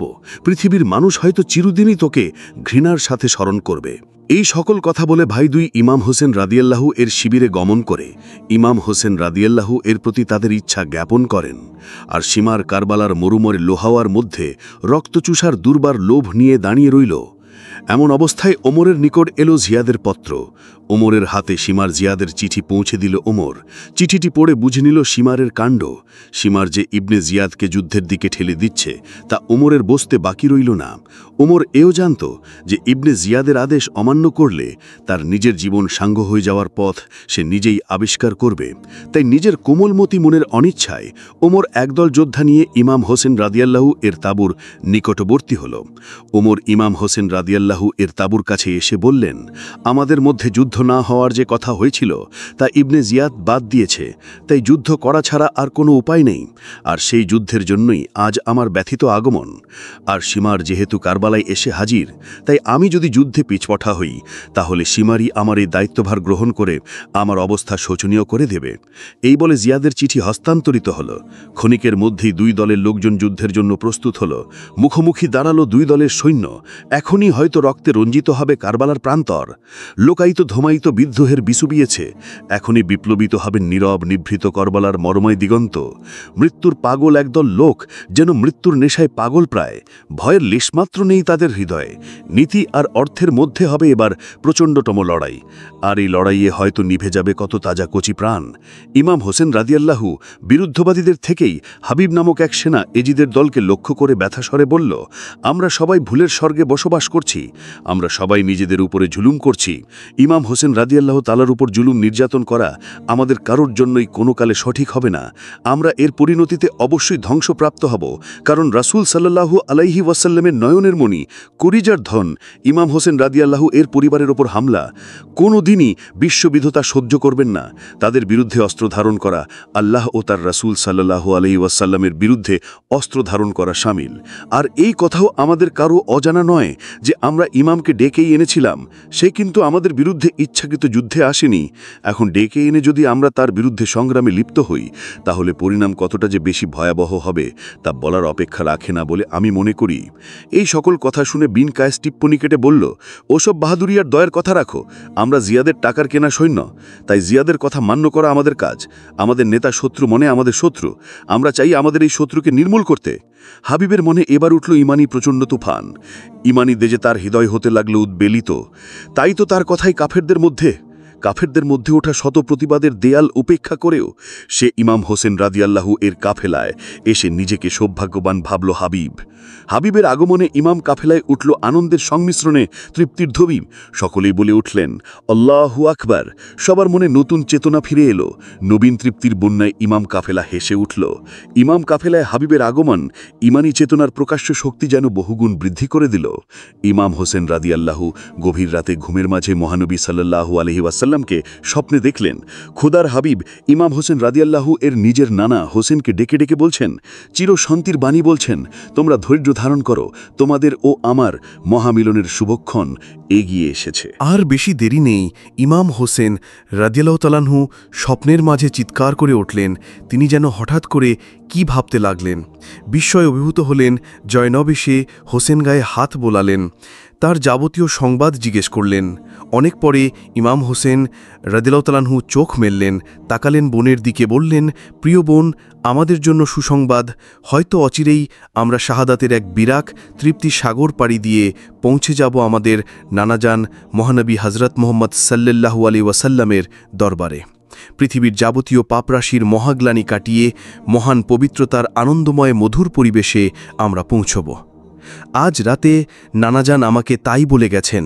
হয়তো বিধাতার লেখা আমাদের উপর চির সার্থক হতে চলেছে। মহান আল্লাহর ইচ্ছাই সফল হোক, আর আমরাও চাই মহান আল্লাহ যা চান ঠিক তাই, কারণ তার ইচ্ছাই রয়েছে বান্দার পবিত্র তৃপ্তি। জয়নব ভাইয়ের সাথে কণ্ঠ মিলিয়ে বললেন, আমরাও মহান আল্লাহর সিদ্ধান্তে পুরনো খুশি। আমরাও চাই একমাত্র আল্লাহর রাজামহি, আর সেজন্য পৃথিবীর যাবতীয় দুঃখ কষ্ট নির্যাতন অকাতরে মেনে নেব অবশ্যই। এই সকল কথার কাকলি যখন দুজনের মধ্যে চলছিল, ঠিক তখনই আব্বাস এসে ইবনে জিয়াদের চিঠি হস্তান্তর করল আর ওমরের ইচ্ছাও ব্যক্ত করল। সবকিছু শুনে ইমাম সাহেব কিছু সময়ের জন্য চিন্তা করে পরে বললেন, আজ কোনো যুদ্ধ নয়, বরং আজ শুধু ইবাদতের মধ্যে দিয়ে রাত কাটাতে চাই। আজ যুদ্ধ করার মতো মানসিকতাও নেই, আর সময়ও তো নেই, কারণ সন্ধ্যা প্রায় সমাগত। যুদ্ধ হবে কাল, এটাই আমার সিদ্ধান্ত এবং ইচ্ছা। এই সকল সংবাদ আব্বাস যুদ্ধক্ষেত্রে গিয়ে জানিয়ে দিলেন। বিপক্ষ দল এই সংবাদে খুশি হল। এই সংবাদ সকলের মনে আনন্দ দিলেও সীমারের বনে আনন্দের পরিবর্তে ব্যথা এনে দিল। সে বলল, যুদ্ধ এখনই হবে, আর দেরি করা যায় না।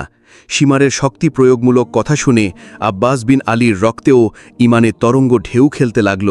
বললেন, আইরে পাষাণ, আইরে সীমার, আইরে দানব, তোর রক্তে বহাই স্রোতের ধারা। ওমর উত্তেজিত এই অবস্থা দেখে উভয়কে বিনম্র হতে বললেন। আব্বাস বিন আলীও ভাবলেন যে একা একা ইমাম হোসেন রাদিয়াল্লাহু তাআলাহুর কথা ব্যতীত যুদ্ধ করা ঠিক হবে না, আর এটা হবে অপরাধ। তাই তখনকার মতো সীমার বেঁচে গেল। যুদ্ধ আর হল না। বিরাট ভয়াবহ পরিণতি থেকে বেঁচে গেল উভয়ে। আব্বাস ফিরে গেলেন নিজ শিবিরে। বিধাতার রহমত নাজিল হল। সেদিনের মতো যুদ্ধ থেকে উভয় দলই বেঁচে গেল। সম্মানিত সুধী, এখন আমরা জানব 2 নম্বর পয়েন্ট, তথা স্মরণীয় এক রাত।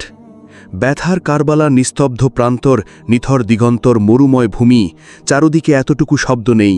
জনমানবের বসতিহীন প্রান্তর যেন নিস্তব্ধতায় ভুগছে। 2-1টি মরুবিহঙ্গ ছাড়া সবাই গেছে ঘুমিয়ে।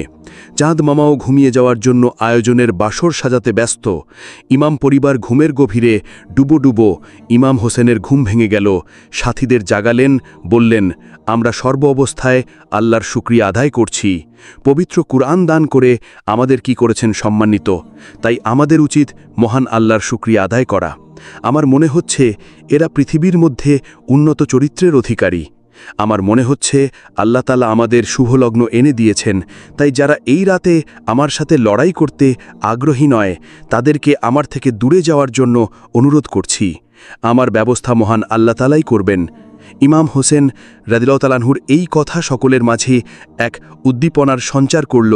আব্বাস বিন আলী বললেন, আমরা কোনোদিনই আপনার একাকী থাকার কথা কামনা করতে পারি না। আমরা সবাই চাই আপনার সাথে লড়াই করতে, লড়াই করে শাহাদাত বরণ করতে, কারণ এমন কিছু মরণ আছে যার মধ্যে মৃত্যুহীনতার পরম তৃপ্তি এসে দেখা দেয়। আমরা সত্যের পথে লড়াই করতে পূর্ণ প্রস্তুত। আমরাও চাই আপনি আমাদের নিয়ে সীমার তথা জিয়াদের বিরুদ্ধে তীব্র আক্রমণ রচনা করুন। এসব কথার কাকুলি ইমাম সাহেবের মনে স্বস্তির তৃপ্তি এনে দিল এবং এও বললেন যে আপনারা এতটা বেশি উত্তেজিত হলে পরিণতি কি হয় বলা মুশকিল, তাই আমাদের একটু নীরবতা পালন করার জন্য অনুরোধ করছি। ইমামের এই কথা ইমানি চেতনায় প্রদীপ যৌবনের মাঝে এনে দেয় প্রচণ্ড তরঙ্গ। তারা অনেকেই বলে ওঠেন, আমরা তরবারির আঘাতে ওদেরকে সত্যের মহাশক্তির বাস্তব রূপ দেখিয়ে দেব। মিথ্যার বিরুদ্ধে সত্যের জয়ে অবশ্যই আমরা প্রমাণিত করবই। আর পৃথিবীর মানুষ আমাদের এই সত্য উপলব্ধির কথা চিরদিনই যেন সানন্দে গ্রহণ করে বরণীয় হতে পারে, তাই হবে আমাদের একান্ত উদ্দেশ্য। মুসলিম বিনা রওয়াসা ইমাম হোসেন রাদিয়াল্লাহু তাআলার দলে যোগদান করে জোরে ঘোষণা করলেন, আমি এখনও ইমামের আদেশ পুরোপুরি মান্য করতে পারিনি। এখন থেকে শুরু হবে আমার বাস্তব লড়াই, প্রকৃত আন্দোলন। আমি ইসলামের শত্রুর বিরুদ্ধে এই মুহূর্ত হতেই একজন লড়াকু সৈনিক হলাম। আমার বুকের রক্তের বিনিময়েও আমি অবশ্যই কাফের শক্তি দমনে পূর্ণ সচেষ্ট হব। আমরা কেবলমাত্র ইমামের নির্দেশের অপেক্ষায় আছি। অবশ্যই আমরা ওই শক্তির বিরুদ্ধে আমরণ লড়াই করতে প্রস্তুত। আমাদের আজ কোনো ভয় থাকা উচিত নয়। আজ আমাদের ইমানি শক্তি পরীক্ষার দিন। এই লড়াইয়ে আমরা অবশ্যই বিজয়ী হব ইনশাল্লাহ। মুসলিমের এই ভাষণ মুসলমানদের ইমানি সাগরে উদ্দীপনা তরঙ্গ প্রবাহিত করল। সকলেই যেন এক আল্লাহর উপর বিশ্বাস করে একমাত্র ইসলাম জিন্দা করার জন্য, একমাত্র বাস্তব অনুশাসন প্রতিষ্ঠা করার জন্য সম্পূর্ণ তৈরি হল। সকলেই করল ধনুবঙ্গপণ। ইমানে জোশে তেজদীপ্ত সবার মনে নতুন প্রেরণা যেন সবাইকে জাগ্রত করল।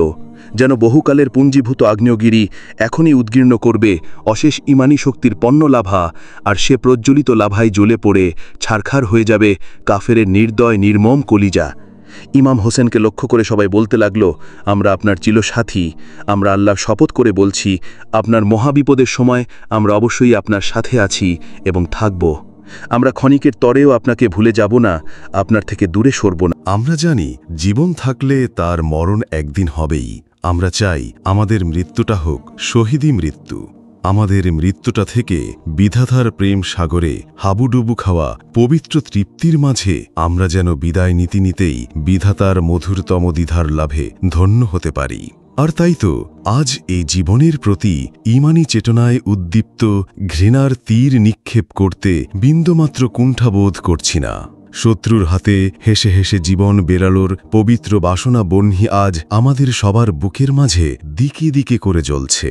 আমাদের জন্য কামনা থাকবে শুধু আপনার দোয়া এবং বিধাতার অসীম রহমত।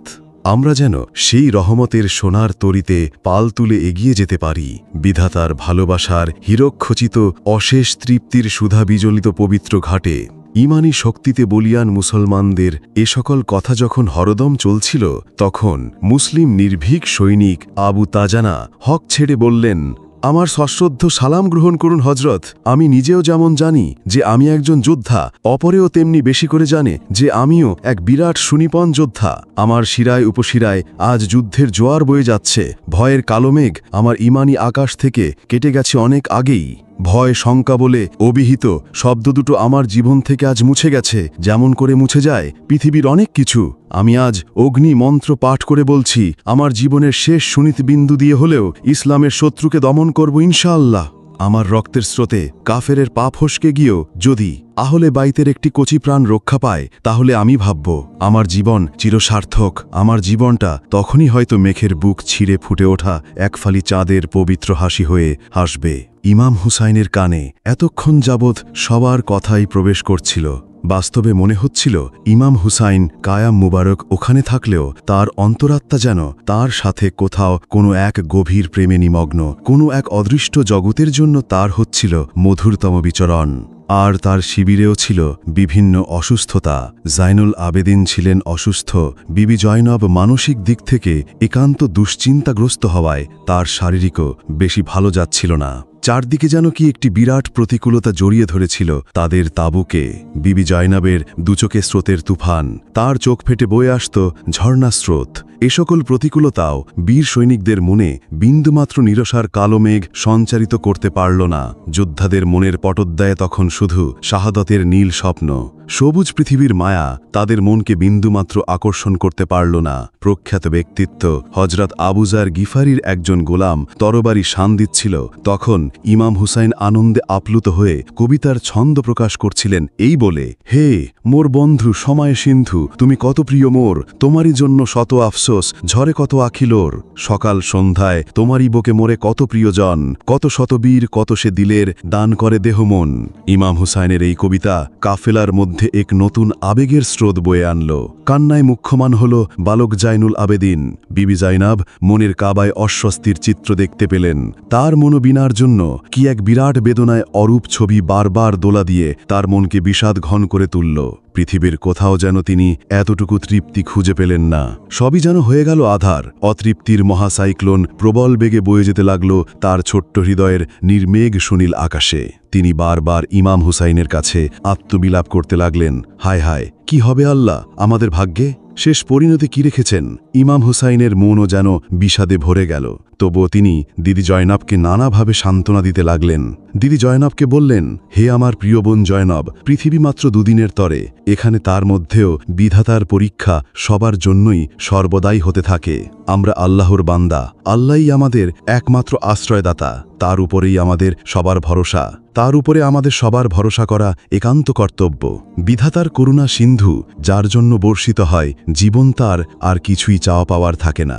আমারও কেবলমাত্র আল্লাহর রহমতই চাই। চাই না পৃথিবীর কোনো মানুষের কোনো রকম সাহায্য, চাই না কারো তাকে বিন্দুমাত্র দয়া। যদি পাই বিধাতার রহমত, পার হব বিপদের সব পথ। আমরা মহানবীর আদর্শের মহাসৈনিক, আমরা মহানবীর রক্তের বংশধর, আমরা মহানবীর একান্ত অনুচর ও আমরা মহানবীর ইসলাম ও মহাসত্য রক্ষার্থে এক একজন প্রলয়ঙ্করে যোদ্ধা। সত্যের তোরে আমাদের রক্ত সর্বদাই খুঁজবে যুদ্ধাঙ্গন। আমরা হব বিজয়ী, লড়াই করব বাতিল শক্তির সাথে। তাই এই মহানন্দক্ষণে ব্যথা জেনে আসে না এই মনে। সহজ সরল পথে লড়াই করে আমাদের জীবন বিলীন করার মাঝেই রয়েছে জীবনের পরম প্রশান্তি। আমরা কি চাই না যে মহাশান্তির সাগরের মাঝে নিজেকে ডুবুরি করতে? আমরা কি চাই না বিধাতার স্নেহের আকাশে পূর্ণিমার চাঁদ হয়ে উঠতে? আমরা অবশ্যই চাই, তুমিও চাও জানি। আমাদের প্রতিটি হৃদয়েই এমন পবিত্র বাসনা বই দাউ দাউ করে জ্বলছে। তাই তো যুদ্ধই আজ আমাদের জন্য শ্রেয়। ইমাম হুসাইন প্রিয় বোনকে উপদেশের অমীয় বাণী শোনাবার পর কাফেলার সবার মাঝে পবিত্র উপদেশের সুধা ছড়াতে লাগলেন। সবার মাঝেই তিনি সত্যের পথে মহা লড়াই করার জন্য উৎসাহ দিয়ে বিধাতার দরবারে দারুণ আর্তনাদ করতে লাগলেন। বিধাতার দরবারে অঝর ধারাই কেঁদে ফরিয়াদ করে বললেন, হায় খোদা দয়াময়, আমরা গুনাহগার হলেও আপনার বান্দা, প্রিয় নবীর প্রিয় বংশধর। পৃথিবীর বুকে ইসলামের আলো ছড়িয়ে দেবার জন্য সত্যের পথে লড়াই করতে আজ আমরা প্রস্তুত। আজ তোমার রহমতের ঝর্ণাস্রোতে আমাদের জীবনের পাপ রাশি ধুয়ে মুছে সাফ করে তোমার একান্ত সান্নিধ্য দান করে শয়তানি শক্তির ওপর বিজয় দান করো। তোমার দয়ার শেষ নেই, তোমার করুণার অন্ত নেই, তোমার স্নেহ সীমাহীন, তোমার আদর সুনীল দিগন্ত বিস্তৃত। বিধাতা আমাদেরকে তোমার একান্ত স্নেহের পারাপারে ঝাঁপ দিয়ে বিজয় মানিক সন্ধনে সাহায্য করো। প্রভু হে, আমরা জানি তোমার করুণা পারে আমাদের জীবনের সকল বাধার দেয়াল ভেঙে বিজয় সূর্য উঠাতে। হে মহাশক্তির আধার, প্রতিটি মুহূর্তে পৃথিবীর জমিন থেকে অকাতরে ঝরে যাচ্ছে কত শত প্রাণ, তাদের হিসেবই বা কে রাখে? কারো কাছে হয়তো তার হিসেব রইল না। হে আল্লাহ, আমাদের জীবনদান যেন ঠিক তেমন না হয়। পৃথিবীর মানুষ যেন আমাদের জীবনের কাহিনী স্মরণ করে পবিত্র শিক্ষা লাভ করতে পারে। আমরা তোমার দয়া সাগরে সাঁতার দেওয়ার যোগ্যতাও রাখিনি, কেবল তোমার কাছে ভিক্ষা করি ক্ষমা। যদি আমাদের পরীক্ষা করা হয়তো আমরা বিজয়ী নাও হতে পারি। আমাদের ফরিয়াদ আল্লাহ, আমাদের কোরবানি কবুল করো। তোমার দেওয়া সকল দুঃখ বেদনা আমাদের ধৈর্য ধারণ করার শক্তি দান করো। আমাদের ওপর চাপানো তোমার যে কোনো বেদনা যেন আমরা ধৈর্যের সাথে মেনে নিই। আমাদের জন্য তোমার রহমতের দ্বার খুলে দাও। ইমাম শিবিরে চলছে রোনাচারি। ওমরের সৈনীরা অপরদিকে ইমাম কাফেলার পরিবেষ্টন করে রেখেছে। শিবিরের কোনো লোক যাতে বাইরে যেতে না পারে, আর বাইরে থেকেও যেন কোনো লোক প্রবেশ করতে না পারে। তারা শুধু পাহারাই দিল না, বরং তীব্রভাবে ঘৃণার তীর নিক্ষেপ করতেও ত্রুটি করল না। ইমাম শিবির থেকে বিন্দুমাত্র প্রতিবাদের ঢেউ জাগল না। ইমাম কাফেলার সবাই যেন কান্নায় মুখ্যমান, সবাই যেন বিধাতার প্রেম সাগরে নিমজ্জমান। দুনিয়ার মহাময়া বিন্দুমাত্র যেন তাদের হৃদয় বাসা বাঁধল না। তাদের হৃদয় যেন দূর অজানায় ঘুরে ঘুরে ফিরতে লাগল। গভীর রাতের নিস্তব্ধতা ভেদ করে ইমাম শিবিরের করুণ রোনাজানি আকাশ বাতাসে রুদ্র মাতম তুলে কানে কানান্তরে। অরণ্যে কি এক ব্যাকুলতার করুণতম ছাপ এঁকে দিল ইমাম হুসাইনের কান্না বিজড়িত কোরআন তেলাওয়াতের মধুময় সুরলহরী। পৃথিবীর নীরব প্রকৃতির মাঝে অমীয় সুধার অপূর্ব ঝর্ণাধারা বহাতে লাগল। পৃথিবী যেন এক পবিত্র উপহার লাভ করল। ইমামের মুখ থেকে এই ধরনের পবিত্র বাণী উচ্চারিত হল। সে অবিশ্বাসীরা যেন মনে না করে যে আমাদের দিক হতে সময় দান তাদের জন্য মঙ্গলকর। আমরা তাদেরকে এই জন্য অবকাশ দিচ্ছি যেন তাদের পাপের পরিমাণ বৃদ্ধি পায়। তাদের জন্য রয়েছে ঘৃণা আর জঘন্যতম শাস্তি। আল্লাহ পাক অবিশ্বাসীদেরকে এই অবস্থায় নিপতিত রাখতেন না যে অবস্থায় তোমরা রেখেছ। তিনি পবিত্রদেরকে অপবিত্রদের সংস্পর্শ হতে পৃথক করে দেবেন। ইমামের কণ্ঠে আয়াতের এই বাণী বারবার শ্রবণ করে টহলদার এক ব্যক্তি শপথ করে বলে উঠল, নিশ্চয়ই আমরা পবিত্র, আমরাই উন্নত। আর ইমাম হুসাইনই দুর্বল, কারণ এতদিনও তাকে সাহায্য করার জন্য অন্য কেউ তো এগিয়ে এলোই না, বরং তার জন্য কেউ সহযোগিতার কোনো ব্যবস্থাও করল না। মক্কা মদিনা ইমামের বন্ধুরা কোথায়? তারা যদি এখন তার পাশেই না আসে, তাহলে বাস্তবতার আকাশে বিজয় সূর্য উদিত হলো কোথায়? জানি তাদের নীতিজ্ঞান খুবই প্রখর, তবুও বলতে হয় আজ তাদের নীতি ও ব্যবহারে সেই প্রখরতার ছাপ অনেক ক্ষেত্রে দৃশ্য হয় না তাদের। সৈন্যবল নেই, ধনবল, জনবল, সব কিছুতেই আমরা উন্নত। আজ যুদ্ধের জন্য তাদের কী বা প্রতাপ করার মতো আছে? গর্ব করার মতো তাদের কিছুই আমার দৃশ্য হয় না। আমার ধারণা, এই মুহূর্তে যদি ইমাম হোসেন রাদিয়াল্লাহু ইয়াজিদের বশ্যতা স্বীকার করতে চায়, তাহলেই হয়তো মুক্তি বা শান্তির অবকাশ। অন্যথায় অশান্তির আগুন দাউ দাউ করে জ্বলবে, সর্বত্র ছড়িয়ে পড়বে এক নির্মম ইতিহাস। রাতের আকাশ ইমাম হোসেনের কান্নায় তৃপ্ত হল। ইমামের পরিবারের আর্তক্রন্দ আন্তরিক ব্যথার বিষাক্ত ভারী বর্ষণ করল। মুয়াজ্জিনের আজানের ধ্বনি চারদিক মুখরিত করল। কান্না ভেজা চোখগুলো দিবসের সূর্য দেখার জন্য বেকুল হয়ে উঠল। সুন্দর পৃথিবীটা কলকাকলিতে নয়, বরং বিষাক্ত ব্যথায় ভরে উঠতে লাগল। মুমিন হৃদয় ভক্তি গদগদ চিত্তে নামাজে রত হল। বিধাতার পবিত্র দিদার ইমাম হোসেন জানত কিনা জানি না। ইমাম হোসেন আজ যে ফজরের নামাজের ইমাম হচ্ছেন, ইহাই তার জীবনের শেষ ফজর। নামাজ শেষ হল। ইমাম ভক্তিপূর্ণ হৃদয় শিবিরের সকলের নিকট গমন করলেন, সবাইকে ধৈর্য ধারণ করার জন্য আদেশ দিলেন। বোন জৈনবকে বললেন, তুমি সবচেয়ে বেশি ব্যথিত, তোমার হৃদয়ে কোমলতায় ভরপুর, তাই তোমার কোমল হৃদয়ে আজকের এই মুহূর্তটা সবচেয়ে বেশি বেদনাদায়ক, তিক্ততায় ভরপুর। আজকের যে কোনো পরিণতিই যেন আল্লাহর অসীম করুণায় তুমি আর তোমরা সবাই মেনে নিতে পারো, তার জন্য বিধাতার দরবারে জানাই অশেষ ফরিয়াদ। হযরত আদম আলাইহিস সালাম থেকে শুরু করে মহানবী হযরত মুহাম্মদ মুস্তাফা সাল্লাল্লাহু আলাইহি ওয়াসাল্লাম পর্যন্ত যত যুদ্ধের টোকন ছিল, সব তারা দেহে জড়িয়ে যুদ্ধের জন্য তৈরি হলেন। ইমাম হুসাইনের হাতে ছিল হযরত আলী রাদিয়াল্লাহুর জুলফিকার। ৭২ জন সৈন্য দল চলল যুদ্ধাঙ্গনে। ৩২ জন অশ্বারোহী ব্যতীত ৪০ জনই ছিলেন পদাতিক বাহিনী। মুহাইর ইবনে কাইনের নেতৃত্বে ডান দিক থেকে ৭২ জনকে বিভক্ত করা ৩ দলের বড় দল পাঠানো হল বাম প্রান্তে। তিনি ছিলেন হাবিব বিন মাজাহার। তিনি একাই ১০০ জন সৈন্যের মোকাবিলা করতে বিন্দুমাত্র পিছপা হতেন না। আর মাঝখানে ছিলেন ইমাম হোসেন নিজেই। সৈন্যবাহিনীর পিছনে বিরাট পরিখা খনন করে আগুন জ্বালিয়ে রাখলে ইয়াজিদ বাহিনী এসে এই অবস্থান অবলোকনে হতচকিত হল। ইমাম হোসেন বলছিলেন, এই আগুন জাহান্নামের আগুনের পূর্বাভাস, এই আগুন একদিন তোদেরকে পুড়ে মারবে। ইমাম হোসেন সৈন্যদের এমনভাবে সাজিয়ে দিলেন যে আক্রমণ করে যেন ফুরাতের তীর মুক্ত করা যায়। যদিও তার সৈন্য ও অস্ত্রবল কম ছিল, তবু ইমানি চেতনায় প্রতিটি সৈন্যই ছিল এক একজন মহাযোদ্ধা। মুখোমুখি হলো দুই বাহিনী, মুখোমুখি হলে যা হয় তাই হল। ইমাম ঊর্ধ্বাকাশের দিকে হাত তুললেন, ফরিয়াদ করলেন বিধাতার দরবারে, হে আল্লাহ, জীবন সমস্যার সমাধানে তুমি আমাদের একমাত্র বন্ধন। আমাদের মহাবিপদের সময়ে একমাত্র তুমি পারো তোরাইয়ানিকে। তোমার নামের ওপর ভরসা করে এই মুহূর্তে বাতিলের মোকাবিলায় সামান্য সংখ্যক লোক নিয়ে যুদ্ধাবতীর্ণ হলাম। সহায় হোক খোদা। ইয়া আল্লাহ, একসময় যারা বন্ধু বলে কাছে আসতো, আজ তারা শত্রু হয়ে অনেক দূরে চলে গেছে। তাই তুমি ছাড়া এই জীবনে আর বাকি নেই কোনো সাহায্যকারী। ইমাম দুর্দুলাই হয়ে শত্রু দলের নিকটবর্তী হয়ে বললেন, আমি তোমাদের কাছে কেন আগমন করেছি তা তোমাদের অজানা নয়। তোমাদের আহ্বান এবং অন্যায়ের নির্যাতনে তোমাদের দুরবস্থা দর্শন আমার মনকে তোমাদের কাছে নিয়ে এসেছে। তোমরা অন্যায়ভাবে কোনো কাজ করবে না জানি, তবু বলছি, তোমরা অসত্যের পথে এগিয়ে নিজেদের মহাবিপদ ডেকে এলো না। তোমরা জেনে রেখো, আমি জীবনেও অন্যায় অসত্যের কাছে মাথা নত করিনি, আর এখনও যত মহাসমস্যায় আসুক না কেন মাথা নত করব না। আমি দলের কমলোক নিয়েও তোমাদের শয়তানি মতবানের বিরুদ্ধে আচরণ করবই। ইমাম হোসেন রদিয়াল্লাহু আনহু এর মুখ নিঃসৃত অমীয় বাণীগুলো সকলের মনের মাঝেই বিরাটভাবে দাগ কাটল। সবার হৃদয়ে বিগলিত হওয়ার পথে ইমামের দলের লোক সকলও কান্নায় ভেঙে পড়ল। চারদিকে যেন এক মৌন ও নীরবতা, মৌন মনোরম পরিবেশ সৃষ্টি হল। শিবিরে কান্নার রোল থামাতে ইমাম বললেন, এই কান্নার পরেও আরও অনেক কান্না বাকি আছে, তাই সাধারণ এই কান্নায় ভেঙে পড়ে কোনো লাভ নেই। এই জ্বালা হজম করে নতুন করে প্রস্তুতি নাও। ইমাম হোসেন রাদিয়াল্লাহু আনহু নিজ দলের কান্না সংবরণ করায় আবারও শান্তির অন্বেষায় রত হয়ে শিমেরের বাহিনী তথা ইয়াজিদ বাহিনীকে লক্ষ্য করে বললেন, হে কুফা ও সিরিয়াবাসীগণ, তোমরা আমার উত্তরসূরির কথা ভেবে দেখো, তারা কত বেশি মর্যাদার ভেতর অধিষ্ঠিত ছিলেন। আমিও কিন্তু তাদের যোগ্যতম উত্তরসূরি। তোমরা তোমাদের বিবেক বুদ্ধি জ্ঞানকে প্রশ্ন করে তারপর আমার সাথে যুদ্ধে লিপ্ত হও। আমার সাথে লড়াই করে সুফল কামনা করতে তোমাদেরকে মোটেই লজ্জাবোধ হয় না?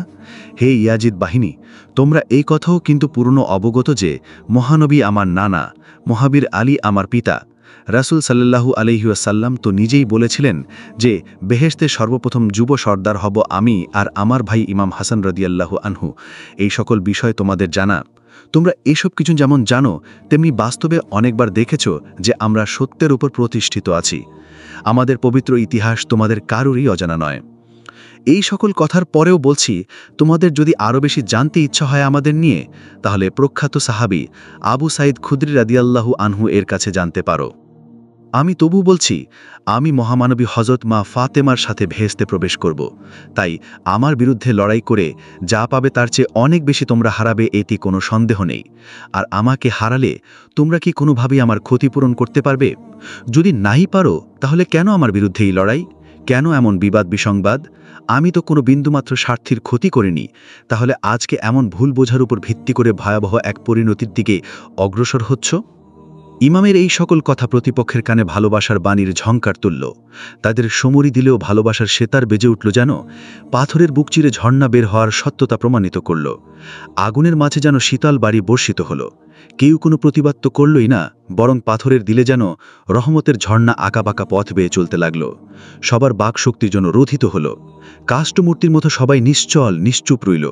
এবার ইমাম হোসেন রাদিয়াল্লাহু আনহু নাম ডেকে ডেকে বললেন, হে হারেম বিন জায়েদ, আস আল বিন কায়েস, হে বারবি, হে অমুক, হে তুমুক, তোমরা কি চিঠি লিখে আমাকে এখানে আসার জন্য জানাওনি?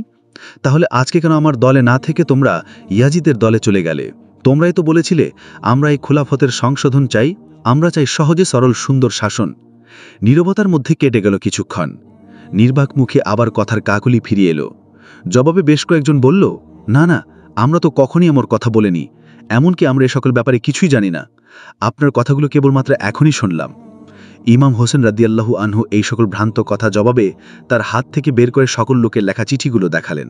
সবকিছু দেখল, সবকিছু শুনল, কিন্তু তাদের মুনাফিককে পূর্ণ হৃদয়ে সত্যর লোক বিন্দুমাত্র প্রবেশ করল না। তারা অস্বীকার করতেই লাগল। এমনকি ইবনে আসাদ বলতে লাগল, আমরা যদি ওসব লিখেও থাকি, তবু এখন আমরা মহারাজ ইয়াজিদের বশ্যতা স্বীকার করে ফেলেছি, তার হাতে আমরা ন্যস্ত হয়েছি। এখন আমাদের সবকিছু নির্ভর করে মহারাজ ইয়াজিদের ইচ্ছের উপর।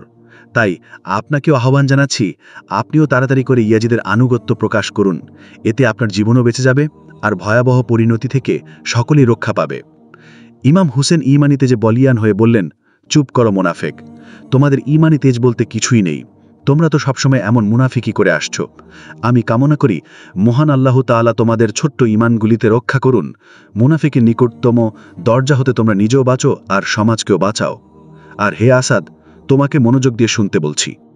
তুমি কি চাও যে ইমাম মুসলিমের বনু হাসিম আরও একটি রক্তপণ নিজেদের নিকট দাবি করুক? তুমি কি চাও ইমাম মুসলিমের নৃশংস হত্যার দাবি বনু হাসিম পরিত্যাগ করুক? তুমি কি কখনো চাও মুয়াবিয়ার চুক্তিনামা মিথ্যা বলে মেনে নেই? তুমি কি আমাদেরকে অন্যায় অসত্যের পথে পা বানাতে বলতে পারো? তুমি কি দাবি করতে পারো যে সত্যের প্রচণ্ড শক্তিশালী আলোকভর্তিকে মিথ্যার বেড়া জালে বন্ধ হোক? আমি জানি, আমি বুঝি তুমি কখনো ইহা চাইতে পারো না। তোমার হৃদয় কোনোদিন এই ধরনের মিথ্যাচার মানতে পারে না। আর আমিও কোনো কালে, কোনো সময়ে, কোনো মাধ্যমে, কোনো উপায়ে ইয়াজিদের মিথ্যার কাছে বশ্যতা স্বীকার করতে পারি না। মিথ্যার ভ্রান্ত বেড়াজালে আমরা কখনোই আবদ্ধ হতে পারিনি। তাই তো তোমাদেরকে বলছি, এখনো সময় বিদ্যমান আছে। তোমরা তওবা করো, আল্লাহ তাআলা কবুল করার মালিক। তিনি এখনো কবুল করে তোমাদের সকলকে সঠিক পথে পরিচালিত করতে পারেন। তোমরা ফিরে এসো, এটাই আমার ঐকান্তিক কামনা। আবার আমি তোমাদেরকে সরাসরি জানিয়ে দিচ্ছি যে আমি কখনো ইয়াজিদের মতো পাষণ্ডের সাথে আপোষ করতে রাজি নই। বরং তোমরাও সত্যালোকে অভ্যস্তিত হও, তোমাদেরই হবে অনেক উপকার। ইমামের বাণীগুলো আসাদ ও তার সহকর্মীদের মনে আনন্দের সানাই বাজালো। তাদের অন্তরে সত্যের মহিমালোক অভ্যস্তিত হল। তারা এখন কিংকর্তব্য বিমর হয়ে গেল। তারা এখন বুঝতে পারল যে নিজেরাই তারা বিরাট ভুলের পারাপারে হাবুডুবু খাচ্ছে। তাদের ভুলের মহাসাগরের সুনীল দিগন্তের অন্ধকারাচ্ছন্ন গহীন গহ্বরে বক ছিঁড়ে আলোর সূর্য উদিত হল। মহান আল্লাহর করুণা সিন্ধুর তাদেরকে স্পর্শ করল। দ্রুত চলে এলেন ইমাম বাহিনীর ডান প্রান্তে নিয়োজিত ইরাকি নেতা ইবনে কায়ান। বললেন, তোমরা জানো যে মহান আল্লাহর আজাব ও শাস্তি অনেক কঠিন। তাই তোমরা মহান আল্লাহর শাস্তি থেকে বাঁচার জন্য মহানের দরবারে ফরিয়াদ করো আর এহেন জঘন্য অপরাধ থেকে বেঁচে থাকো। আখিরাতের পথ অনেকখানি ভয়াবহ করো না, কারণ নিজেদের ক্ষতিকে কোনো কালেই কামনা করে না। তাই তোমাদের জানিয়ে দিচ্ছি, তোমরা এই পথে আর এক পাও অগ্রসর হয়েও না। আমরা সকলেই জানি যে সমস্ত মুসলিম জাতি একের ব্যথা, সুখ, দুঃখ সব কিছু সমভাগে আমরা সবাই। তোমাদের জানিয়ে দিচ্ছি যে আমাদের আল্লাহ এক, রাসূল এক, ধর্ম এক, আমরা সকলেই এক আদমের সন্তান। তাই আমাদের মধ্যে হানাহানি, মারামারি, কাটাকাটি যদি হয়ে বসে, তাহলে আমাদের মানবতার আসল রূপ কিন্তু লুকিয়েই থাকলো। তাই তোমাদের বলছি, তোমরা সহজ সরল পদাঙ্ক অনুসরণ করো। ইয়াজিদের ফাঁদ পাতা ভবনে তোমরা বিন্দুমাত্র ধরা দিও না। তোমরা এক ভয়াবহ পরিণতি হতে বেঁচে যাও। সময় এখনও শেষ হয়নি। তোমরা ভুল পথ পরিহার করো। একটি জালেম রক্তপিপাসুর নির্দেশে তোমরা এক বিরাট মিথ্যার পিছনে ছুটে পৃথিবীর ইতিহাসকে কালো অধ্যায় রচনা করো না। যে শাসক নিজেই মারাত্মক ভুলের মধ্যে নিমজ্জিত, তার থেকে তোমরা অবশ্যই তার ফাঁদ পাতা ভবনে ধরা দিয়ে নিজেরাই ব্যর্থ হয়ে সর্বস্ব হারাবে। পৃথিবী ইতিহাসে বহু ঘটনা বিদ্যমান, তোমরা তা থেকে শিক্ষা নিতে পারতে, আর এটাই ছিল তোমাদের একান্ত প্রয়োজন। হে কুফার সম্ভ্রান্ত নকশকল, আমরা সকলেই পরস্পরের পরিচিত। তোমাদের মাঝে বসেও আমি নেতৃত্বের ছিলাম, এ কথা তোমাদের অজানা নয়। তোমরা জানো তোমাদের ক্ষতি কোনোদিনই করিনি, তাই আজ তো ক্ষতি করবই না। আজ তোমাদের জীবনের এক নতুন দিগন্ত উন্মোচিত করার জন্যই আমার এই সরল মনের সহজ প্রস্তাব তোমরা গ্রহণ করো। তোমরাই উপকৃত হবে। আঁধারের গহীন গহ্বরে হাবুডুবু খাওয়া পথ থেকে তোমরাই আলোর পথে ফিরে আসবে। এই সকল কথার মধুরতম বাণীঝঙ্কারও কিছু মুনাফিকের মন অভিনয় ও সত্যের আলোকবর্তিকা জ্বালাতে পারল না। অর্থের লোভ তাদের মনে প্রকট হয়ে দেখা দিল। তারা যেন অর্থের জন্য পৃথিবীর সব কিছুই বিলীন করতে পারে। অর্থই যেন তাদের কাছে পৃথিবীর সকল সত্য, মহা অম্লান প্রতিপত্তির চেয়ে অনেক বড় হয়ে ধরা দিল। তাই তারা ইমামের প্রেরিত নেতার প্রতি ব্যঙ্গ করতেও ভুল করল না। ইমামের প্রেরিত নেতা ও মহান আল্লাহর রহমতের তরিতে ভর করে পাপী মুনাফিকদের বিরুদ্ধে আচরণ না করে মহান আল্লাহর কথায় বারবার বলতে লাগলেন। পাপীদের দল বলতে লাগল, আজ তোমাদের জীবনের শেষ দিন। ইমাম কাফেলের সবার মস্তক আজ আমরাই দ্বিখণ্ডিত করব। আজ আর কোনো উপদেশবাণী আমাদের তরবারি থেকে তোমাদেরকে রক্ষা করতে পারবে না। আমাদের তরবারি আজ শুধু তোমাদের রক্তের পিপাসা বুকে নিয়ে মারাত্মক তৃষ্ণাতুর হয়ে শুকনো মরুভূমির মতো খা খা করছে। আজকের কোনো শক্তি আমাদের তরবারির সামনে বাধার পাহাড় রচনা করতে পারবে না। আমরা তোমাদের খুন করব। আজ দেখাবো সাধুবাদ আজ পরাজিত হবে তরবারির মারাত্মক নির্মম আঘাতে। ইবনে কায়েনের মতো শক্তিশালী বীর যুদ্ধের সামনে কথাগুলো বলা বিরাট ব্যাপার। তবু ইবনে কায়েন চটে না গিয়ে তাদেরকে বোঝালেন, বললেন, আবু সুফিয়ানের জারদ সন্তান সীমার কর্তৃক আজ যদি তোমরা মহানবীর দহিত্রের পবিত্র রক্তের স্রোত দ্বারা বইয়ে দাও, তাহলে তোমাদের মানসিক বিরাট পরাজয় কি তোমরা নিজেরাই ডেকে আনলে না? তোমরা উত্তেজিত হও কেন? রাসূলের উত্তরসূরির বিরুদ্ধে সরাসরি সমর সংগ্রামে লিপ্ত হয়ে কত বড় ধরনের মহাপাপের পথ সম্প্রসারিত করলে। এখন ইয়াজিদ ও ইমাম হুসাইন রাজিয়াল্লাহু এর উপরে যদি আমরা মীমাংসার ভার ছেড়ে দিই, তাহলে হয়তো মহা সুন্দর এক ফয়সালা হতো। তারাই সুন্দর সমাধান করতে পারতেন, আর আমরাও সেই সিদ্ধান্ত মেনে নিতাম। ইবনে কায়েনের এই সুললিত ভাষণও কুফাবাসীদের মনে গভীর রেখাপাত করল। তারা ইমামের দলের প্রতি অনেকটা অনুরক্ত হলেন। তারা বলতে লাগল, এই যুদ্ধের কোনো প্রয়োজন তো সত্যি আমরা উপলব্ধি করতে পারছি না। কেবলমাত্র আমরা দেখছি এই যুদ্ধের ফলাফল হল রক্তপাত আর মহাবেয়াদবি করা। তাই তারা অহেতুক যুদ্ধ করতে চাইলেন না, কারণ রক্তপাত মানব সমাজের মাঝে পরম সত্যকে লোকায়িত করতে পারে। কুফার সৈন্যরা উত্তেজনায় ফেটে পড়ল। উদ্যত হল সীমার, উলঙ্গ হল তার তরবারি, মুক্তি পেল তার হাতের শৃঙ্খলা আবদ্ধ থাকা তীর। নিক্ষিপ্ত হল ইমাম কাফেলার ডান প্রান্তের নেতা ইবনে কায়েনের প্রতি। সূচনা হল যুদ্ধের, বাদ্রযুদ্ধ। শান্তির শ্বেতকপত জমিন থেকে উড়ে গেল।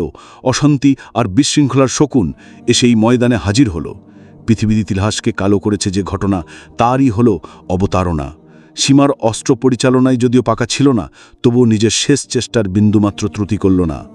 কারবালার বালুর শিওর উপর নিপতিত হল ইবনে কায়েনের দিকে নিক্ষিপ্ত সীমারের তীর। ইবনে কায়েনের ইমানি তেজের তরবারি এবার আকাশমুক্ত করলেন। হাসলেন সামান্য, বললেন, কি হিসিমার, তীর আমাকে বিদ্ধ করছে না? চোরের মতো কেন দূরে বসে তীরে নিক্ষেপ করছো? শক্তি থাকে তো সামনে এসো, বিলের মতো যুদ্ধ করো। দিলের তরবারি তো কখনো ভয় করে না, তাহলে কেন এত ভয়? আর ভয় করে থাকো তাহলে কেন এসেছো মুসলমানদের ইমানি তাজের সামনে সামান্য শক্তির উপর নির্ভর করে যুদ্ধ করতে? এই তোমার সাহস, এই তোমার জোর, এই তোমার বৃথা চেষ্টা? সীমারের মনের আকাশে তখন শুধু রক্তচোষার আবেগ। যে কোনো কায়দাই হোক না কেন, ইমামের রক্তচোষে মস্তক দ্বিখণ্ডিত করেই লাভ করবে বিরাট অঙ্কের টাকা। সে হবে অনেক মর্যাদাশীল। মর্যাদার চেয়ারে বসার জন্য তার মনে বিরাট আগুনের লেলিহান শিখা তীব্রভাবে জ্বলে উঠল। রক্তের পিপাসায় তার হৃদয় যেন খা খা করছে। পৃথিবীর সকল হিংস্রতা তার ছোট্ট হৃদয়ে এসে জমা হলো। ইমামের রক্তে রঞ্জিত করবে তার তরবারি, ইয়াজিদের দরবারে লাভ করবে বিরাট সম্মান। যদি কোনো ক্রমে এই সুযোগ হাতছাড়া হয়, তাহলে যে বিরাট সর্বনাশ, তার জীবনটা হবে মূল্যহীন। এদিকে হুরের মনে যুদ্ধবিরতির জন্য সামান্যতম সদিচ্ছা উদয় হলে সে ওমরকে জিজ্ঞাসা করল, যুদ্ধারানোর কোনো কায়দা আছে কি? ওমরের অন্তরে হুরের কথাগুলো ভালোই লাগল। বলল, আমার যদি সামান্যতম শক্তিও থাকত, অবশ্যই আমি যুদ্ধবিরতি করার পবিত্র চেষ্টার ত্রুটি করতাম না। ইবনে জিয়াদ ইমাম হুসাইনের সব কথাগুলি প্রত্যাখ্যান করেছে। হিংস্রতার ভরপুর তার কলিজা, তার মনে আজ প্রতিহিংসার আগুন দাউ দাউ করে জ্বলছে। তাই যুদ্ধ করে ইমাম পরিবারকে ধ্বংস করার মতো জঘন্যতম কাজই আজ করতে হবে আমাদের। সীমার নামক যে মরপশুকে যুদ্ধাঙ্গনে প্রেরণ করা হয়েছে, সে যদি আমাদের মনের এহেন দয়মূলক কথার লেশমাত্র জানে, তাহলে আমাদেরকেও হয়তো রক্তির খুলি খেলায় শিকার হতে হবে। সোজা সামনে গেল, সেখান থেকে কৌশলে এক সৈনিককে যুদ্ধ ময়দান পরিত্যাগ করালো। নিজে নিজেই বারবার বলতে লাগল, আমি কি জান্নাতের পথ পরিহার করে জাহান্নামের পথে এগিয়ে যাচ্ছে? যে জাহান্নামের আগুনে পৃথিবীর সব কিছু মুহূর্তের মাঝেই করতে পারে নিঃশেষ, জ্বালিয়ে দিতে পারে সব কিছু। আমি কি শেষ পর্যন্ত ইমামের বিরুদ্ধে লড়াই করে সেই পথে পা বাড়াচ্ছি? তাহলে আমি যে নিজের ধ্বংস নিজেই বেছে নিলাম। হায় রে পুরা কপাল আমার! আমি নিজের হাতেই অর্জন করলাম ফুলের পরিবর্তে আগুন। এইসব ভেবে সে তার সাথীদেরকে বলল, প্রিয় সাথীরা, তোমরা কি ইমামের বিরুদ্ধে লড়াই করে নিজেদের বিরাট ক্ষতি সাধন করতে চাও? আমি কামনা করব তোমরা কোনো কালে নিজেদের ক্ষতি নিজেরা কামনা করবে না। তোমরা সময় থাকতে মত পরিবর্তন করো। ফলাফল আমাদের সবার জন্যই ভালো হবে। অন্যথা ইমামের রক্তই আমাদেরকে জাহান্নামে প্রবেশের পথ পিচ্ছিল করে দেবে। হে আমার বন্ধুরা, তোমরা জানো, এই ফুরাতের পানি প্রবাহে শীতল করছি আমরা আমাদের দেহ মন। পৃথিবীর সবার জন্যই এই পানি করা হয়েছে হালাল। সবারই রয়েছে এই পানিতে অধিকার। কত কুকুর, শ্রীঘাল, বিড়াল, বাঘ, হরিণ, শকুন, কাকড়াও অনায়াসে অকাতরে তৃষ্ণা নিবারণ করছে এই পানি থেকে।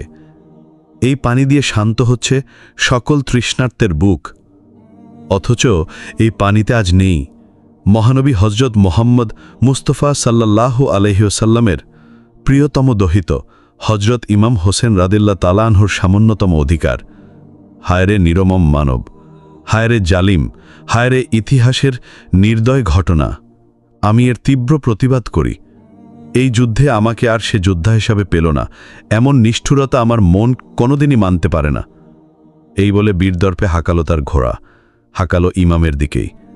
তবে ইমামের সাথে যুদ্ধ করতে নয়, বরং ক্ষমা চাইতে। ইমাম হোসেনের কাছে গিয়েই কায়মনো ক্ষমা প্রার্থনা করল হুর। বলল, আমাকে ক্ষমা করুন, আমি ভুল করেছি, আমি আর ফিরে যাব না। ইয়েজিদের দলে আমাকে পথ দেখান। আমি আজ এই মুহূর্ত হতে আমার জীবন আপনার সেবায় ন্যস্ত করলাম। যুদ্ধ করব, তীব্রভাবে যুদ্ধ করব, আপনার বিপক্ষে নয়, বরং আপনার পক্ষের একজন গোলাম হয়ে আমি ওই মুনাফের গর্দানচ্যুত করব। ইমাম হোসেনের অন্তরে আল্লাহর প্রতি ভক্তির তুফান উঠল। হুরকে ধন্যবাদ জানালেন। বললেন, হুর, তুমি পৃথিবীতে আজ থেকে যেমন ছিলেন আজাদ, চিরমুক্ত, তেমনি আখেরাতেও চির আজাদ, চিরমুক্ত। মহাসত্যের সৈনিক ইমাম হোসেন রাদিয়াল্লাহু তাআলা আনহু আয়ের আশ্রয় হুরকে নিজেদের মাঝখান থেকে হারানোর ব্যথা সইতে না পেরে সীমার বাহিনী যেন ক্ষেপ্র কুকুরের মতো লালায়িত হল। তারা যুদ্ধের আশায় রক্তের নেশায় ছুটে এলো ইমাম বাহিনীর একান্ত নিকটে। ইমাম বাহিনীর প্রতি এদিক সেদিক থেকে তীর নিক্ষেপ করতে লাগল হুরের প্রতি তাদের বর্তমান ক্রোধের বহিঃপ্রকাশ। কিন্তু হুরের প্রতি নিক্ষিপ্ত তীরগুলি হুরের গায়ে বিদ্ধ করল না, বরং কোথায় যেন হারিয়ে গেল সব। কোনো এক অজানা শক্তি যেন ওই সকল তীরের পথে বাধার দেয়াল হয়ে দাঁড়াল। ইমাম বাহিনী হতে তীরের কোনো জবাব এলো না। তব তীর নিক্ষেপ করল ওমর। কি করবে? উপায় নেই, তাকেও তীর নিক্ষেপ করতে হলো। শুরু হলো তীরের বৃষ্টি বর্ষণ। ওমরের সাথে দুলের 3 সৈনিক ইয়ামার, সালেক, জিয়াদ বিন আবেদ প্রচণ্ড গতিতে অশ্ব পরিচালনা করতে লাগল। আর কত সময় নীরবতা। ইমাম হোসেন রাদিয়াল্লাহু তাআলা আনহু হাবিকে নির্দেশ দিলেন যুদ্ধ পরিচালনা হতে সামান্য সময় বিরতির জন্য। পরক্ষণেই মহাবীর সৈনিক কালবি বংশীয় আবদুল্লাহ বিন উমায়ের ছুটে এলেন। আবদুল্লাহ ছিলেন বিশাল দেহের অধিকারী, তার শক্তির সামনে কাফের শক্তি 100 জন কুলাত না। ইমাম হোসেন অনুমতি দিলেন যুদ্ধের জন্য। ময়দানে গেলেন 3 জনের বিরুদ্ধে, একাই হলেন বিজয়ী। ধরাশায়ী করলেন সীমার বাহিনীর 3 যোদ্ধাকে। জিয়াদের দেহ ইতিমধ্যেই খণ্ডিত হল। খণ্ডিত মস্তক হাতে নিয়ে আবদুল্লাহ বললেন, হে জিয়াদ, দেখ তোর গোলামের করুণ অবস্থা। মারা গেল অপর 2 জন সৈন্য। পালাতে লাগল। সীমার বিদ্যুতের মতো ছলক দিয়ে উঠল তার তরবারি। আজ বাধাহীন পৃথিবীর কোনো শক্তি যেন আজ তার তরবারির সামনে বাদ সাধতে পারল না। সামনে এলো সালেশ, মস্তক দ্বিখণ্ডিত হয়ে 20 গজ দূরে গিয়ে পড়ল। পালায়ন করল জিয়াদও। খুঁজে পেলেন তাকেও, তারা দলবদ্ধ অবস্থায় রয়েছে। তাদের উপর আক্রমণ করলে ইমামের বোন জয়নব, ইমাম হোসেন রাদিয়াল্লাহু তাআলা আনহু কি আর তা দেখতে পারেন? তিনি বারণ করলেন। যুদ্ধ করছে বীর বিক্রমে, তার তরবারির সামনে শত্রু শক্তি যেন ধুলায় লুণ্ঠিত হল। কোনোজনই আবদুল্লাহকে প্রতিরোধ করতে পারল না। সামনে এলো সিমার ও ওমর। তারাও লক্ষ্য করল আবদুল্লাহ যেন মানুষরূপে আজরাইল, তাই তাদের অন্তরে ভয়ের রেখাপাত দৃঢ় হল। ইমাম কাফেলার সবাই আবদুল্লাহর পেছনে। আবদুল্লাহর তরবারি ইয়েজিদ কাফেলার রুদ্র মাতমতুল্য শত্রু বাহিনীর কান্নায় কারবালার আকাশ বাতাস ভারী হল। বিষাক্ততায় ভরে গেল চারদিক। বিজয় এলো মুসলমানদের দলে। সীমারের হেককম্প শুরু হলে শয়তানি মতে বড় ধীর হয়ে বলল, সব দোষ ওমরের, তার জন্যই আজ এই দশা। ইয়েজিদ পক্ষরা পরাজয়ের গ্লানিকে ইচ্ছাহে অনুপ্রাণিত করে তীব্র আক্রমণে লিপ্ত হল। বিক্ষিপ্ত যুদ্ধে উভয় পক্ষেরই ক্ষতি সাধিত হল। আমর বিন হাজাদ চিৎকার করে বলে উঠল, আর কত পরাজয় মেনে নেওয়া যায়? আর কত সময় দেওয়া যায়? এখন আর সময় দেওয়া যায় না। এবার সবাই মিলে আক্রমণ করো ওই বাহিনীকে, আর পৃথিবীতে বেঁচে থাকার মতো সুযোগ দেওয়া যায় না। এই বলে সম্মিলিতভাবে শুরু করল আক্রমণ। শুরু হয়ে গেল তীব্র লড়াই। তরবারির ঝনঝনানিতে কারবালার প্রান্তর প্রকম্পিত হয়ে উঠল। প্রাণে প্রাণে আজ শুরু হলো রক্তর হোলি খেলা। অমরের দল যেন তরবারির আঘাতে ভেসে যেতে লাগল। মুসলমানের ইমানে আজ প্রলয় তরঙ্গ হিল্লোলিত হল। তবু একসময় মুসলিম যোদ্ধা মুসলিম বিন আবু উবায়দা মাটিতে লুটিয়ে পড়লেন। কাছে গেলেন ইমাম হোসেন রাদিয়াল্লাহু তাআলা আনহু। বললেন তাকে, তুমি অবশ্যই বেহেশতের পথে পা বাড়ালে। এ সময় সীমার তার বাহিনী নিয়ে ইমাম হোসেনের উপর তীব্র আক্রমণ করল, কিন্তু মুসলমানের শক্তি তাদের তরবারি ধূলিসাৎ করে দিল। তারা পলাতে লাগল। সীমা নিজেও দৌড়ালো তীক্ষ্ণ গতিতে। মুসলিম সেনারা এগিয়ে চলল। তাদের পায়ের তলায় শত্রুরা যেন খড়কুটের মতো পড়ে রইল। এতক্ষণে দেখা গেল মুসলিম বাহিনীর মাত্র 1 জন শাহাদাতের পবিত্র সুধা পান করে ধন্য হয়েছে। অপরদিকে এজিদ বাহিনীর প্রায় আরও 500 সৈন্য নতুন করে যোগ দিল। কিন্তু কি হবে? পারল না টিকতে। এ যেন ঐশী শক্তির বহিঃপ্রকাশ। এক সময় হুরের অশ্বটি আঘাতপ্রাপ্ত হলে যুদ্ধযোগ্য না হওয়ায় হুর সামান্য মানসিক ব্যথা পেলেও ইমানি শক্তিতে বলিয়ান হয়ে তরবারি বিদ্যুৎ বেগে পরিচালনা করতে লাগলেন। কে দে তাকে বাধা? কার আছে এত বড় হিম্মত? আক্রমণের ছোঁয়ায় শত্রু বাহিনী যেন নিঃশেষ হতেই লাগল। শয়তানি মনে খান্নাফি বুদ্ধির পাল তুলল। ইমাম শিবিরের পিছন দিকে আগুন দিয়ে মুসলমানদের মধ্যে বিশৃঙ্খলা সৃষ্টি করতে চাইলেও ইমাম হোসেন রাদিয়াল্লাহুর দিকে দৃষ্টিপথ দিতে মুসলমানদেরকে নিষেধ করল। মুসলমানদের শিবির যদিও পুড়ে গেল, কিন্তু ওদের গেল প্রাণ। ওরা সবাই শেষ হলো প্রায়। আবদুল্লাহ নাগালে যেই এলো, তার তরবারি তাকে ধরাশায়ী করল। জোহরের সময় হয়ে এলো। সালাতুল খাউফ আদায় করলেন ইমাম। কাফেলা লড়াই বন্ধ করলেন না। মহান বীর হাবিব একসময় শত্রু কর্তৃক আক্রান্ত হলেন। এমন তীব্র লড়াই যে অবশেষে শাহাদাত লাভ করলেন। কারবালায় মুসলিম কাফেলায় যে ব্যাঠার অবতারণা হল, তা বহিঃপ্রকাশ করার মতো কোনো ভাষা আমার নেই। সূর্য পশ্চিম আকাশের দিকে পাড়ি জমাল। ইমাম বাহিনীর তামিমের নেতৃত্বে একদল প্রচণ্ড আক্রমণ করছিল। শত্রুর ভূক্ষভ্যান করল তারা। শত্রুরা যুদ্ধের তীব্রতায় ফিরে আসার জন্য চেষ্টা করল, কিন্তু পারল না। মুসলমানদের ওপর তারা পাথর বর্ষণ করতে লাগল। মুসলমানদের কয়েকজন বেশ আঘাতপ্রাপ্ত হল। হুরের উপরেও তাদের এবারকার আক্রমণ জোরালো হল। দুর্বল হয়ে গেল হুর। তার জীবন বিদায়ের বাণী বাজবে হয়তো একটু পরেই। ব্যথায় মুখমান হয়ে বললেন, হে আল্লাহ, দয়া করে আমার জীবনের সকল গুনাহ ক্ষমা করে দাও। আমি তোমারই জন্য জীবন বিলালাম। তুমি আমার জীবনদান কবুল করো। আমার রক্ত যেন আমার দলের লোকদের জন্য বিজয় নেশায় উন্মুক্ত হওয়ার জন্য পাথেয় হয়। এসব কথা বলতে বলতে মহামান্য হুর শাহাদাত লাভ করলেন। এবার মহাবীর মুহাব বিন কাইহান এজিদ বাহিনীর ওপর আক্রমণের তীব্রতা কয়েক গুণ বাড়িয়ে দিলেন। মহাবীরকে প্রতিরোধ করার মতো কেউ ছিল না। তিনি যুদ্ধের তলোয়ারে বিপক্ষ শত্রুদের পরাজিত করে শুধু সারি সারি লাশের রণক্ষেত্র পরিপূর্ণ করল। আক্রমণের জোয়ারে তিনি শত্রু বাহিনীর মাঝে ঢুকে পড়লেন, শেষ করলেন অগণিত সৈন্য, অবশেষে নিজেও শাহাদাত লাভ করলেন। জানা যায় ইমাম বাহিনীর থেকে প্রায় ১০০ গুণ বেশি। তবুও ইমাম বাহিনী তীব্র আক্রমণে একমাত্র হাশেমি বংশীয় লোক ছাড়া সবাই প্রায় শেষ। এমন সময় রণক্ষেত্রে বীর সেনা আকবর প্রবেশ করে তার ১৯ বছর বয়সের যৌবন বিলিয়ে দিয়ে যুদ্ধ করল। যুদ্ধের তীব্রতায় শুধু রণদামামাই বাজাল। সূর্যকিরণের মতো এক যুবক কাসেম বিন হাসান এলেন যুদ্ধাঙ্গনে। শত্রু চোখে মুহূর্তের মধ্যে যেন বেদনার ছাপ পরিলক্ষিত হল। যুদ্ধের জন্য এগিয়ে এলো কিছু লোক। ইমাম সেনার লড়াইয়ে কেউ টিকল না। কাসেম শুধু খুঁজলেন এজিদকে, খুঁজলেন তিনি জিয়াদকে। বললেন, তারা কোথায়? ওমর কোথায়? সীমা রায়, সামনে লড়াই কর, যদি থাকে বিপুল শক্তি। এলো তাদের মধ্যে কেউ কেউ। কাসেমের সামনে যুদ্ধ চলল। ধরাশায়ী হল শত্রুদল। কাসেম ফুরাতের প্রায় পাশে এসে উপস্থিত হলেন। ঝোপঝাড় থেকে তার শরীরে নিক্ষিপ্ত হল তীর, কিন্তু তীর তাকে স্পর্শ করল না। ওমর সামনে এলো, কিন্তু দুর্ভেদ্য প্রাচীর হল কাসেম। তাকে ভেদ করে কে? কাসেম যুদ্ধ করলেন তীব্রভাবে। আক্রমণের আগুনে জ্বালিয়ে দিলেন শত্রুর সকল শক্তি। আমর বিন সাদের এক আচমকা আক্রমণ কাসেমের মাথায় লাগলে হঠাৎ করে তিনি ওয়া আম্মা বলে চিৎকার করলেন। ইমাম হোসেন হয়ে চলে এলেন নিকটে। রক্তক্ষরণের কারণে অল্পক্ষণের মধ্যেই কাসেমের জীবন প্রদীপ পৃথিবী থেকে বিদায় নিল। দেখতে দেখতে ইমাম পক্ষের স্বল্প সংখ্যক নেতার মধ্যে একমাত্র ইমাম হোসেন ব্যতীত আর কেউই বেঁচে রইল না। হোসেন রদিয়াল্লাহের শিশুপুত্র আজগরকে কোলে নিলেন। শত্রুর তরবারি শিশুর জীবন প্রদীপ নিভিয়ে দিল। ইমাম উপরের দিকে হাত তুলে ফরিয়াদ করলেন।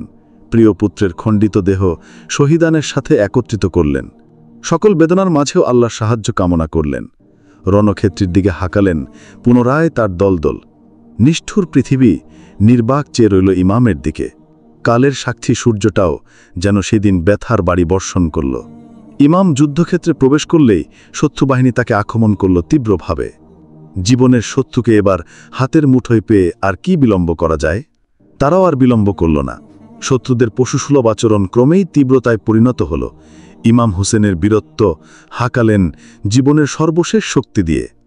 ইমামের তরবারি শত্রুবাহিনীর উপর আঘাত করতে লাগল। ডানে বাঁয়ে সামনে পেছনে সব দিক থেকেই তিনি শত্রুদের অগণিত লাশে পরিণত করলেন। নাগালের মধ্যে যাকে পেলেন তাকে দুভাগ করে ফেললেন। ইমানি তেজ কি আর বাধা মানে? ফুরাতের কিনারে পৌঁছে গেলেন তিনি। শত্রুরা পালাবার অবসত্ব পেল না। কি সেই তেজ যা বলে শেষ করার মতো নয়, কেবল উপলব্ধির বিষয়। ইমাম ধীরে ধীরে সেই ফুরাতের তীরে এলেন, যেই ফুরাতের এক বিন্দু পানির জন্য ইমাম পরিবারের তৃষ্ণার সাইমুম্ব বয়ে গেছে। ইমাম আজ সেই পানি হাতে নিলেন, কিন্তু পান করেন না। সকল শহীদের পবিত্র চেহারা তার দুচোখের পর্দায় ভেসে ওঠে। তাই পানি আর পান করা হল না। চারদিকে শান্ত নীরব নিস্তব্ধ হয়ে গেল। কিন্তু সীমার বাহিনীর একজন কি নীরব থাকে? ইমামের হাতের পানি আর খেতে দিল না। নিক্ষেপ করল তীর। ইমামের গলায় বিদ্ধ হয় তীর। তীর বিদ্ধ দেহে ফরিয়াদ করলেন। আল্লাহর দরবারে ছুটে এলো সীমার, করল আক্রমণ। ইমাম ক্ষতবিক্ষত হৃদয়ে বললেন, সীমার, আল্লাহকে ভয় করো, একদিন মৃত্যু সকলকেই সমান করে দিবে। তাই সেই কথা মনে করে আজ ভয় করা আল্লাহর শাস্তি।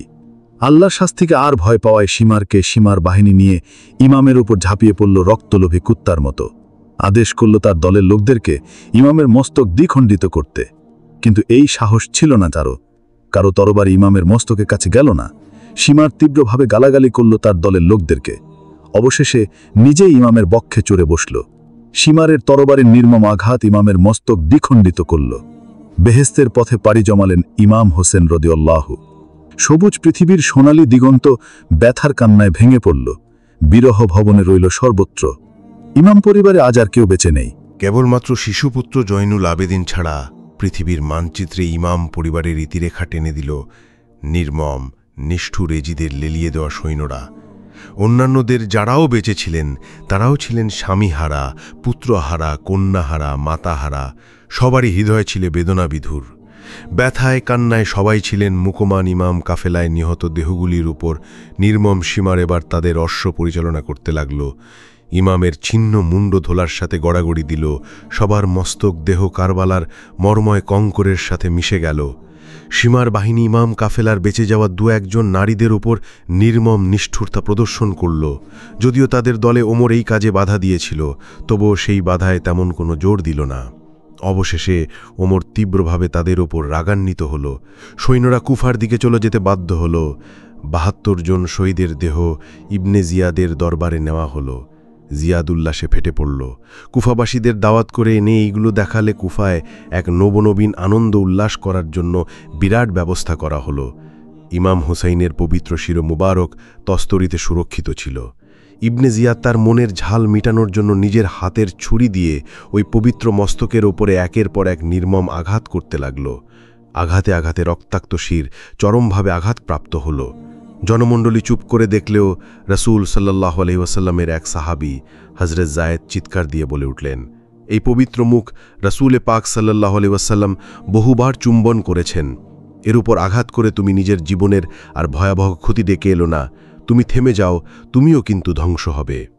ইবনে জিয়াদ ক্ষিপ্ত হয় সাহাবার উপর। সাহাবা ছিলেন একেবারে একাই, শক্তি ছিল না প্রতিকার করার। তাই চোখের পানি ফেলতে ফেলতেই ওই পবিত্র মস্তকের দিকে চেয়ে চেয়ে সাহাবী দরবার ত্যাগ করলেন, বুকে নিয়ে অসহ্য জ্বালা।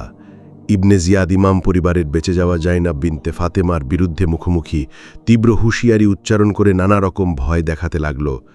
জাইনাব বিনতে ফাতেমা এমানিতে যে কোনো ভয় করলেন না। বললেন, আমাদের প্রতি এও আল্লাহর রহমত, কারণ শাহাদাতে ছিল আমাদের একান্ত কাম্য। তাই আল্লাহর দরবারে আমাদের কাফেলা শাহাদাতের সিঁড়ি বেয়ে চলে গেছেন, আখিরাতে এরাই হবে বিজয়ী। এসব কথা শুনে জিয়াদ ক্ষিপ্ত পোষণ ন্যায় গর্জে উঠে জয়নাবকে সাবধান করে দিলেন। একটু পরেই সামনে দেখতে পেল বালক জাইনাল আবেদিনকে। জানতে পারল যে এই বালক ইমাম হুসাইনের একমাত্র উত্তরসূরি সন্তান। নির্মম কুকুরের মতো এলিয়ে দিল এই বালকের উপর তার সৈন্যদের। কান্নায় ভেঙে পড়লেন জয়নব, বললেন, বাঁচাও বাঁচাও, একে মেরে ফেলো না। কে শুনে বিরহের আর্তচিৎকার, সামনে উত্তপ্ত। তবু হঠাৎ করে জিয়াদের মনে যেন কিসের দোলা লাগল, হত্যার নির্দেশ রহিত করল। জিয়াদ চলে গেল মসজিদে জনতার সামনে ভাষণ দিতে। ভাষণে বলল, ইমাম পরিবার ধ্বংস করা হয়েছে, আমাদের বিজয় হয়েছে, এমনি করে আরও কত কি। অন্ধ আবদুল্লাহ বিন আফিফ এই সকল কথা শুনে তেড়ে উঠে বললেন, ধ্বংস হয়েছ তোমরাই, মিথ্যাবাদীর দল, তারাই হয়েছে সফলকামী। তোদের শাস্তি কত যে কঠিন হবে তা তোরা তখনই লক্ষ্য করবি। এভাবে বাদ প্রতিবাদের মধ্য দিয়ে অনুষ্ঠান শেষ হলো। এবার এজিদের দরবারে নিয়ে যাওয়া হলো খণ্ডিত মস্তকগুলো। পুরস্কারের লোভ সীমাসহ কুকুর দলের মনে, কিন্তু দামেশকে কে দেয় পুরস্কার? সর্বত্রই যেন এক অকল্পনীয় ব্যথার অবর্ণনীয় চিত্র। আহলে বাইতের জীবিত সদস্যরা কান্নায় মুখমান। এই দৃশ্য দেখে একটু কৌশলী হয়ে এজিদ বলল, লানাত হোক জিয়াদের উপর, এভাবে দলসহ নিঃশেষ করতে কোনো কালে আমি রাজি ছিলাম না। আমি চিরদিনই ইমামকে শ্রদ্ধার চোখে দেখতাম, কিন্তু আজ কি কাণ্ড ঘটানো হলো। হায় হায়, রাসূলের উত্তরাধিকারীদের এই কঠিন দুরবস্থা। এজিদের দরবারে লোক দেখানো সম্মান করল আহলে বাইতদের প্রতি। অবশেষে তারা ব্যথাতুর হৃদয় নিয়ে মদিনার পথে চলল। মদিনায় ফিরলেন ইমাম পরিবারের বেঁচে যাওয়া ২-৪ জন সহ কয়েকজন। মদিনার জমিনে কান্নার বিষাক্ত ধ্বনি চারদিকেই অনুরঞ্জিত হল। মদিনার আকাশ বাতাস সর্বত্রই কে যেন বিষের বাঁশি বাজিয়ে দিল। নরনারী আবাল বৃদ্ধ বনিতা সবাই যেন পৃথিবীতে বসবাস করেও পৃথিবীর কথা মনে করতে চাইল না। কেউ আজ কাউকেই প্রশান্তের বাণী শোনায় না, কারো কাছে কারোর সান্ত্বনার সানাই বাজে না, ব্যথার রাগ শুধু বেজেই চলল। একটি পবিত্র স্বপ্নের বর্ণনা এখানে না বললেই নয়। হযরত আবদুল্লাহ বিন আব্বাস 10 মুহররমের পূর্বরাতে স্বপ্ন দেখেছিলেন হযরত মুহাম্মদ মুস্তাফা সাল্লাল্লাহু আলাইহি ওয়াসাল্লাম অত্যন্ত বেদনাবর আক্রান্ত হৃদয়ে হাতে একটি লাল বোতল নিয়ে এলেন। হযরত আবদুল্লাহ সবিনয়ে রাসূলের কোথা থেকে আগমন এবং তার হাতের বোতল সম্পর্কে জিজ্ঞাসা করলেন। জবাবে রাসূল বললেন, এইমাত্র আমি কারবালার প্রান্তার হতে ইমাম হোসাইনের শাহাদাত লক্ষ্য করে এসেছি। ভূতলে তার রক্ত মুবারক সংরক্ষিত রয়েছে। কিয়ামতে এই রক্ত নিয়ে আল্লাহর দরবারে নালিশ করব। এই সকল কথা মনে করে মদিনাবাসীর মনে ব্যথার আগুন আরও কয়েকগুণ বেড়ে গেল। সবাই ব্যথার সাগরে হাবুডুবু খেতে লাগলেন। বিরহের প্রচণ্ড টর্নেডো এসে তাদের সবার মনোকাবায় বিরাট উলটপালট সৃষ্টি করল। সব কিছুই যেন উল্টা, সব কিছুই যেন সঠিক। সুখের বন্যায় নীল আকাশ ভারী হল, আকাশের সুনীল দিগন্তের লাল সূর্যটাও বর্ণ লুকিয়ে কালো আবরণে নিজেকে লুকালো। বিষাদের কালো ছায়ায় মরাল সুন্দর এই পৃথিবী, দুনিয়ার সকল আনন্দ যেন বিদায় নিল ক্ষণিকের মধ্যে। আর পৃথিবীর যত যাতনা, যত ব্যথা, যত বিরহ, যত অসহ্য জ্বালা, সব যেন মুহূর্তের মধ্যে মদিনার ছোট্ট পরিবেশে এসে জড় হলো। সেই ব্যথা বর্ণনার বাইরে, সে যেন সহ্য করার নয়, সেই যন্ত্রণা মৃত্যু জ্বালাকেও হার মানায়, সেই জ্বালা পশুর হৃদয়কেও কাঁদায়। জীবন সবার কাছেই প্রিয়, আর দান করা মহৎ গুণ। যদি কেউ জীবন দান করে তাহলে সেই দান নিশ্চয়ই সর্বোত্তম। পৃথিবীর ইতিহাসে সেই দান চির অম্লান হয়ে থাকবে। পৃথিবীর মানুষ চিরদিন সেই দানের কথা পরম শ্রদ্ধার সাথে স্মরণ করবে, তা থেকে নেবে শিক্ষা। মহানবীর দৈহিত্রের এই ধরনের আত্মত্যাগ মহান উদাহরণ হয়ে পৃথিবীর মানুষের জন্য আজীবন উপদেশের বেসাতি বিলাবে।